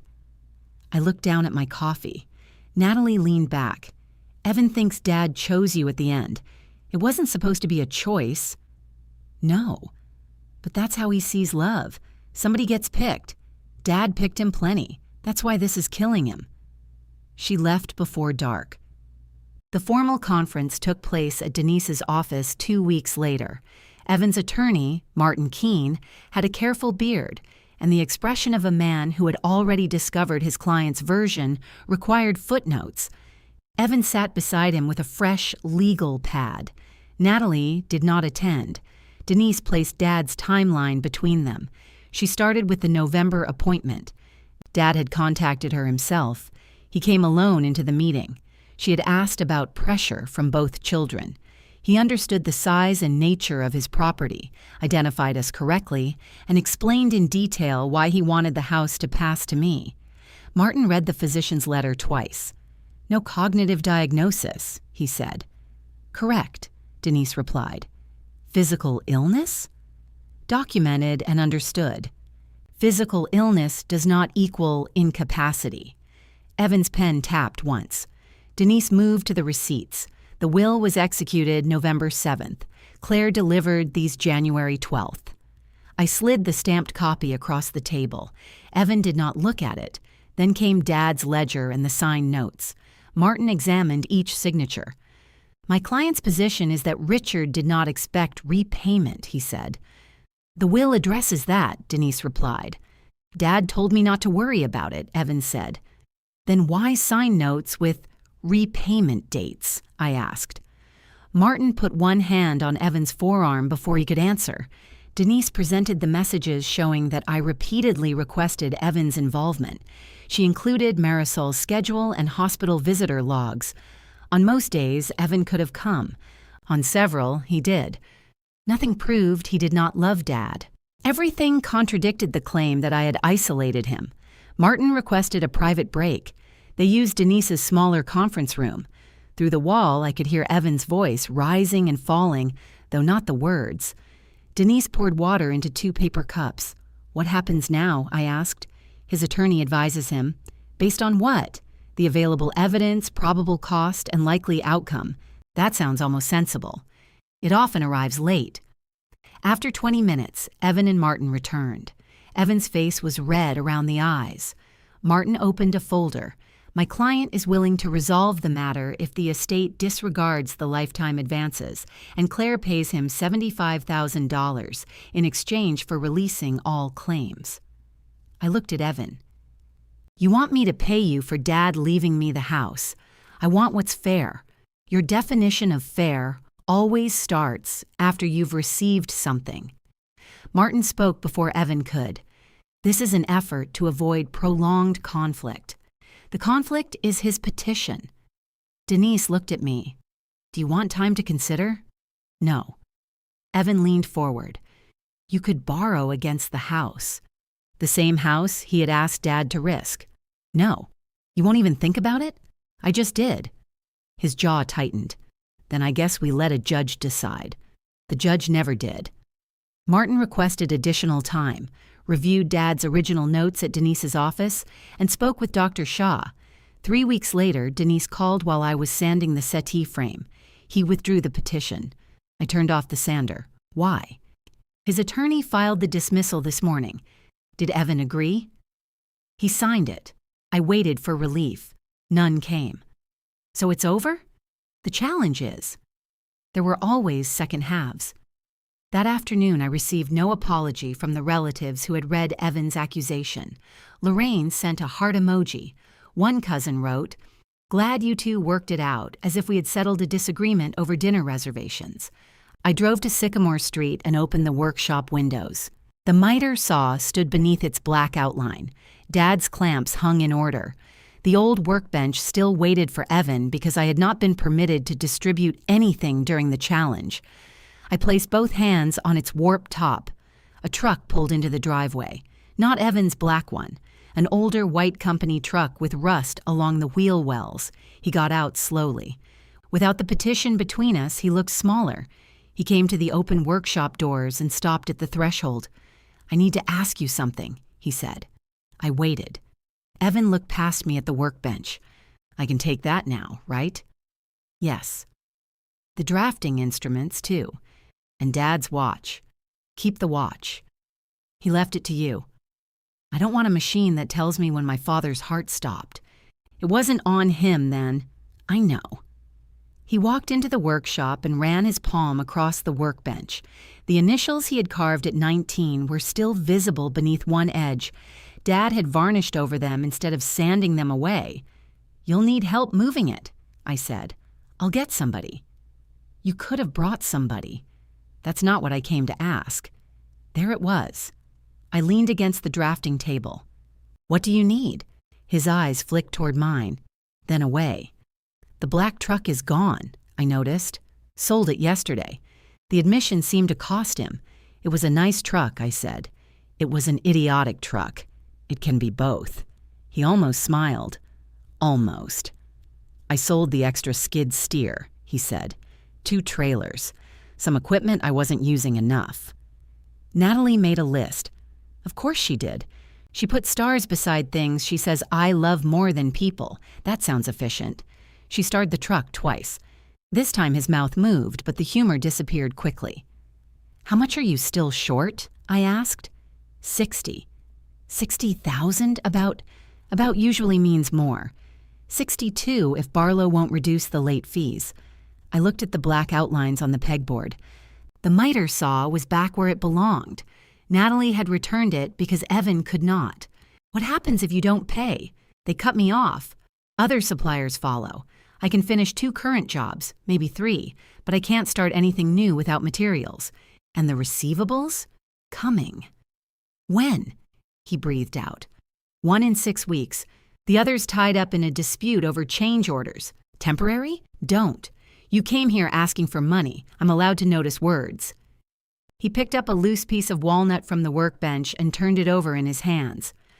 "I'm not asking you to give it to me. What are you asking?" "Once the house transfers, take out a loan." I laughed because the alternative was throwing the walnut at him. "You want me to borrow against Dad's house? You'd have a paid-off property. A small loan wouldn't put you in danger." "That is exactly what you told Dad. This is different." "How?" "You're healthy. You work. You're not facing long-term care. You're making my risk sound polite. I'd make the payments. You told Dad that too. I'll sign whatever you want." I looked at him. He realized it a second later. "The notes were different," he said. "How?" "They were informal. They had repayment dates. I paid some of them. The ledger doesn't show that. Dad didn't always update things. Did you?" He set the walnut down. "This isn't a deposition." "No. Depositions happen after you accuse your sister of manipulating a sick man." His shoulders lowered. I withdrew it. "Because your lawyer showed you that you couldn't win. I could have kept fighting. And spent money you don't have." He walked to the open doors and looked across the patio at the house. "This place is worth almost $400,000, he said. 60 against that is nothing. Then why couldn't you get 60 against your own assets? You know why. Say it." "My debt ratio." The words came out clipped. "And you want to attach that debt to me. I want you to help me get through 6 weeks. You've been getting through 6 weeks for 7 years. He turned around. "Dad's loans weren't all emergencies. Some were investments.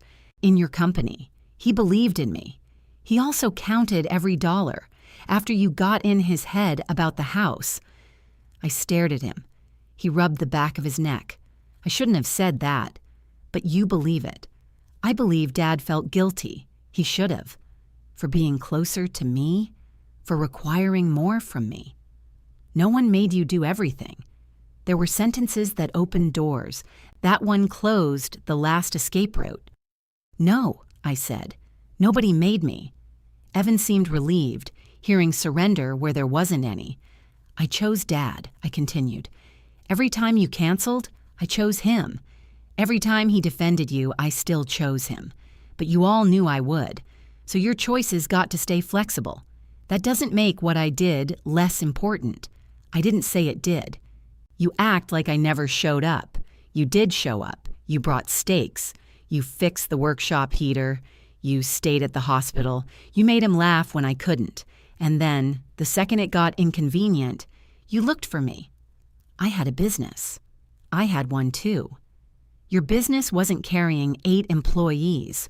No, it was carrying me." He winced, and I knew I had hit his private hierarchy. Evan's work created payroll, buildings, visible proof. Mine preserved things people already owned. Dad had spent years making the difference sound like importance. "You can rebuild 2 chairs, he said. "I can't rebuild a company if Barlow closes my account." The words hung between us. He closed his eyes. That came out wrong. It came out familiar. "Claire. You think my life expands and contracts around yours because it always has. I'm asking for a loan. You challenged Dad's will 3 weeks ago because he gave me this house. Now you want me to use it to save you. I challenged the will because it was wrong. And this request is right? It's family. No, it's finance wearing Dad's coat." His face hardened. "That sounds like something Denise wrote for you." "No, Denise would have charged by the hour." He paced once across the workshop, then stopped beside the table saw. "I have people depending on me." So did I. Dad was one person. I felt the sentence enter my body. Evan did too. He lifted both hands. "I meant the scale. I know exactly what you meant. 8 families get paychecks from me. All adults who worked for a company you knew was underfunded. So they deserve to suffer? I didn't say that. You're letting this happen because you want to teach me a lesson. No. This is happening because you made commitments based on a dead man's house. He wasn't dead when we discussed it, and he said no. He said no to transferring it then. He left a signed statement explaining why he was finished rescuing you. He left a statement apologizing to you. Don't pretend those are the same." I folded my arms across my chest because my hands were beginning to shake. Evan saw. His voice softened. "Look, I know you're angry. Don't." "What?" "Do not make my emotions the reason you don't have to hear me. I'm listening. You told everyone I was too emotional to handle Dad's estate. Then you shook so hard at the reading you couldn't hold a pen." His face changed. I continued before I lost the nerve. "That was the first time I had ever seen a consequence reach you before I could get between you and it. You enjoyed that. No, you stood there while Dad humiliated me. Dad counted money you signed for, in front of my wife. You lied to your wife." He looked down. "And no," I said. "I didn't enjoy watching you shake. It scared me because I knew what would happen next." "What?" "You would turn to me." The old heater clicked off behind us. Without it, the workshop became startlingly quiet. Evan pressed both palms onto the workbench. "I thought the estate was mine," he said. "Half." "No, I thought it was handled." "By Dad?" By the future? I thought I had time. You used a dead man's future to cover your present. He was alive when I made the promises. That's worse. He flinched. I wanted to stop. I wanted to make coffee, find a way to phrase no that left him whole, and help him carry the workbench into the white truck. That instinct was so familiar, it felt like love. Maybe some of it was. What if I put the company up as security? He asked. I don't want your company. What if I pay you interest? I don't want interest. What do you want? The question came out angry. I looked around Dad's workshop. Sunlight lay across the floor, revealing every place the concrete sloped. The walnut settee waited at my own shop. Paul's unfinished chairs were gone. 8 months of my life existed in grocery receipts, hospital parking stubs, and lines on a legal timeline. I want one problem in this family to stay with the person who created it. He straightened. So that's it. I'll administer the estate exactly as Dad directed. When Denise says your residual share can be distributed, you'll get it. 40,000 doesn't solve 62. It's what's yours. You could forgive the loan adjustment. No. You'd still have the house. No. Mortgage it. No. Sell it. No. Each answer became easier and hurt more. He turned toward the doors. Dad would have helped me. He did. $96,400. That wasn't enough. The second he said it, his face broke. Not anger, recognition. All that help had not saved him. It had only delayed the moment standing between us. I lowered my voice. I know. He sat on the edge of the workbench. For a while, he stared at the floor. I missed the appointment because Park threatened to hold the whole payment, he said. I know you had a reason. You think reasons are excuses. Sometimes they are. I called Dad. After he called me, he said it was fine. Dad always said it was fine when you disappointed him. Evan rubbed his hands together. He told me you liked handling the medical stuff. I laughed once. Of course he did. I thought you did. I liked knowing he was cared for. That isn't the same. He nodded, not quite accepting it. If the company goes under, Natalie may leave. She may leave if it doesn't. His eyes lifted. She told you that? No. But this isn't only about money anymore. It was never only about money. That was probably true. I sat on Dad's folding chair across from him. You asked what I want, I said. I want you to stop making every emergency a test of whether I love you. I didn't. You brought Dad into it. Your employees, Natalie, family. You gave me 8 reasons I would be cruel to say no and none why this risk belongs to me. He looked toward the house.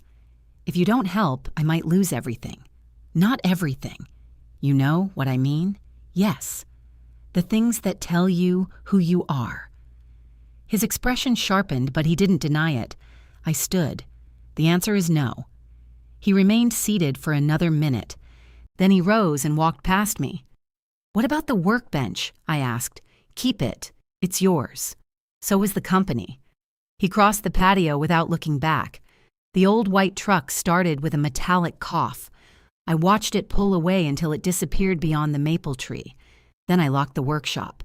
For the first time in my life, my brother left with a problem I had not agreed to carry. The workbench stayed where it was. For 2 weeks, Evan did too, at least as far as I knew. He did not call. He did not email. He didn't send Lorraine to translate his silence into suffering. Natalie texted once. He told me you said no.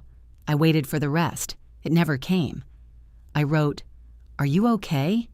She answered, Ask me after I see what he does next. That was fair. The estate moved forward in small, joyless tasks. I canceled Dad's cable, paid the last utility bills, transferred the Buick's title for sale, and signed my name after the word executor until the signature began to look like someone else's. Denise instructed me to offer Evan the personal items Dad had left him again. I sent him a list with 3 possible pickup dates. He chose none.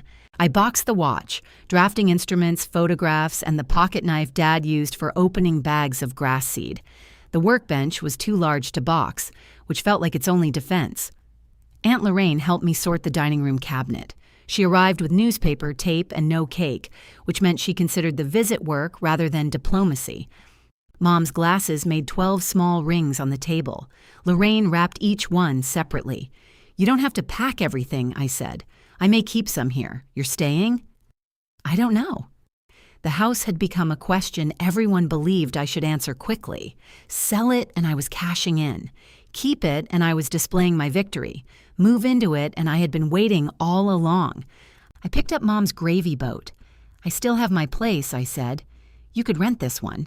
Evan would say I'm profiting." Lorraine folded a sheet of newspaper over a glass. "Evan says many things." I looked at her. She kept rapping. "Did he call you?" "Twice. To discuss his feelings, to discuss your defects. That sounds more efficient. He's angry with me because I told him I don't think the will was unfair." I set down the gravy boat. "You said it was an overcorrection. I can be wrong in stages." That was the most Lorraine apology imaginable. She pressed tape across the newspaper seam. "Richard let us all treat you like the family shock absorber," she said. "The what?" "The thing in the car." "I know what a shock absorber is. I mean, you took the impact. I understood the metaphor, Lorraine." "Well, don't ruin it." I laughed. She smiled, then grew serious. I thought keeping the peace meant asking the person most likely to cooperate. It never occurred to me that I was rewarding the person who wouldn't. It occurred to me. I suppose it would. She placed the wrapped glass in a box. "Evan has stopped taking new jobs," she said. "He sold more equipment. Did he tell you to tell me?" "No. Natalie did. Is the company closing?" "I don't know." I wrapped the gravy boat with more newspaper than it required. The answer to Evan's emergency arrived without me. Barlow cut off his credit. He completed the work he already had materials for, sold another trailer, and paid enough of the supplier balance to avoid being sued. 3 members of his crew found jobs with another contractor. Evan kept 2 men long enough to finish the park project, then shut down Mercer Contracting before the next payroll. No one died, no one was rescued. 8 adults lost a version of their future and found other work because that was what adults did when someone else's promises failed. Evan took a job as a site superintendent for a commercial builder. Lorraine told me this as though she expected me to celebrate or apologize. I did neither. "He's good at that work," I said. "He hates having a boss. That's also probably good for him." Natalie kept her separate bank account. She and Evan stayed in the same house, though she stopped answering questions about whether they were fine. "Fine is how we got here," she said when we met for coffee. She brought a binder. "What's that?" "Every debt, account, payment, and contract with Evan's name on it. I'm frightened of you. He is too." She slid a small brass key across the table. "Dad's house?" I asked. "Evan's old key. He gave it to me after you changed the locks. It doesn't open anything now." "I know. He said you'd make a point of that." "Did he?" "No." I did. I put the key in my purse. Natalie stirred her coffee. "He told me what you said about making every emergency a test of love. I felt exposed. He told you the whole conversation?" "His version. I assume I had glowing red eyes. You were holding a bag labeled inheritance and laughing." "That sounds right." She smiled briefly. "He asked if I thought you wanted him to lose the company." "What did you say?" "I said you wanted him to stop using other people's fear to protect it." I looked through the window at traffic moving along the wet street. "Do you think he heard you?" "No." Then she added, "Maybe later." The house transferred to me after the final estate expenses were approved. I signed the deed paperwork in Denise's office at the same conference table where Evan's hands had shaken. The amount remaining for him was $38,712. Mine was larger because of Dad's equalization instructions, though the house remained separate. The numbers no longer shocked me.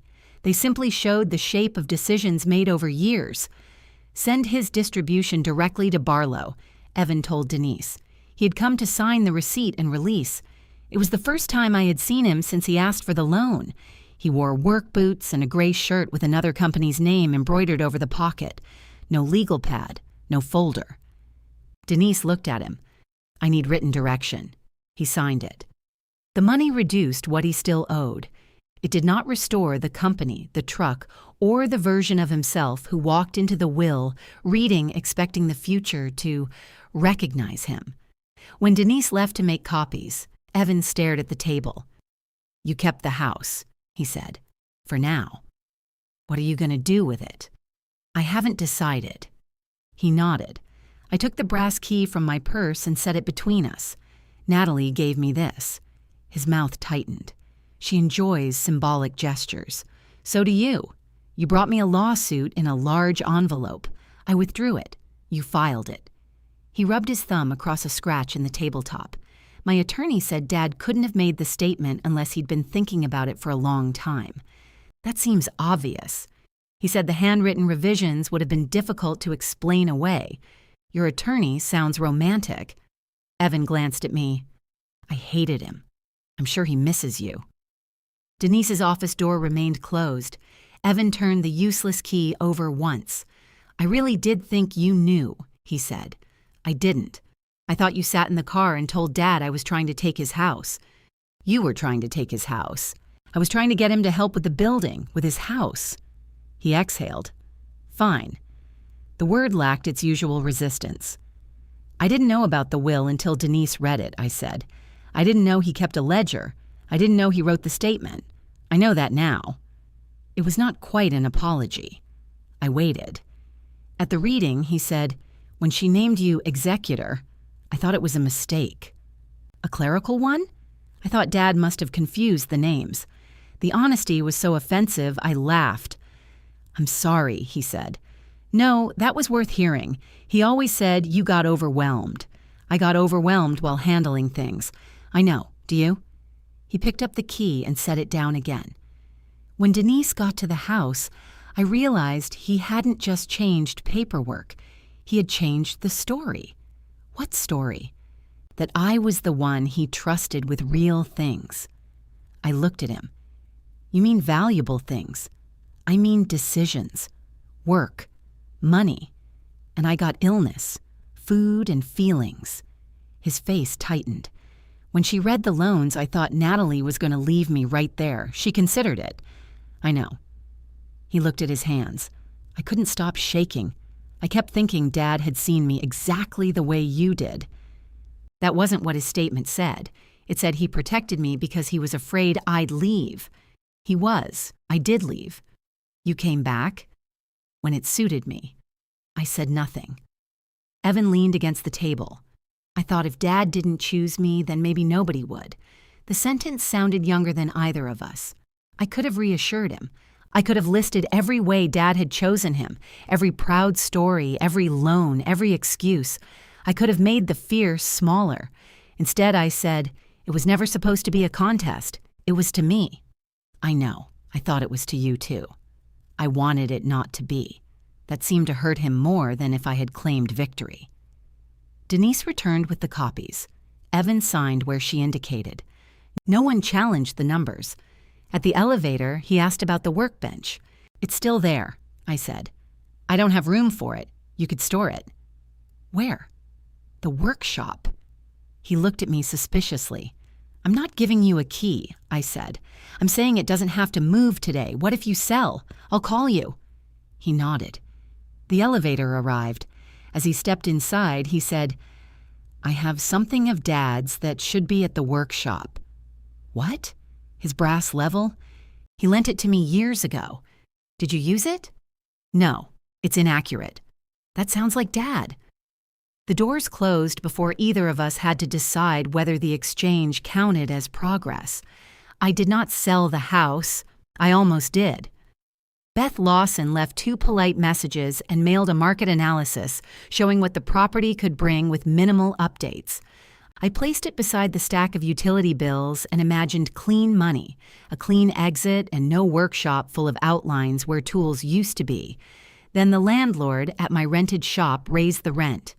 For the first time, Dad's workshop looked less like an inheritance and more like a place I could use. I moved slowly. I cleared one side for fabric storage. I installed brighter lights above the drafting table and repaired the east window instead of replacing it.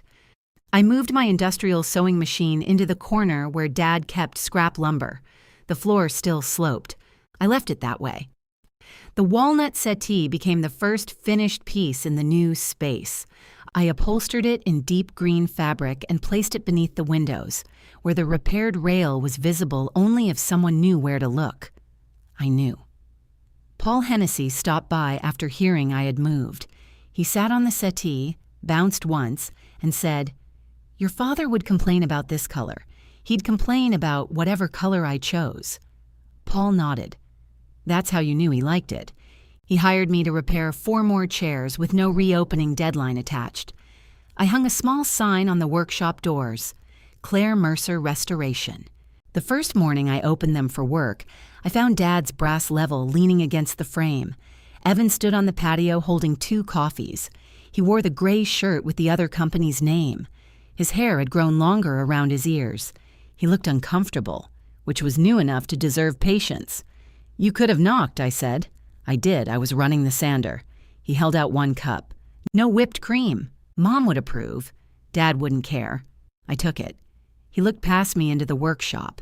The workbench still stood near the east wall, blocking the cabinet slightly now that I had moved the sewing machine. "I see you painted it purple," he said. "Just the invisible side." He nodded toward the bench. "That thing's in your way. It weighs 400 pounds. 300 maybe. You always underestimate, usually by 62,000. The joke landed between us and stayed there. Then I laughed. Evan did too, but only once. He set down his coffee. "Do you want help moving it?" He did not walk in. He did not tell me where it should go. He stood at the threshold and waited for my answer. I looked at Dad's inaccurate level, the sloping floor, and my brother's empty hands. Then I opened the door wider. "Yes," I said, "but I decide where."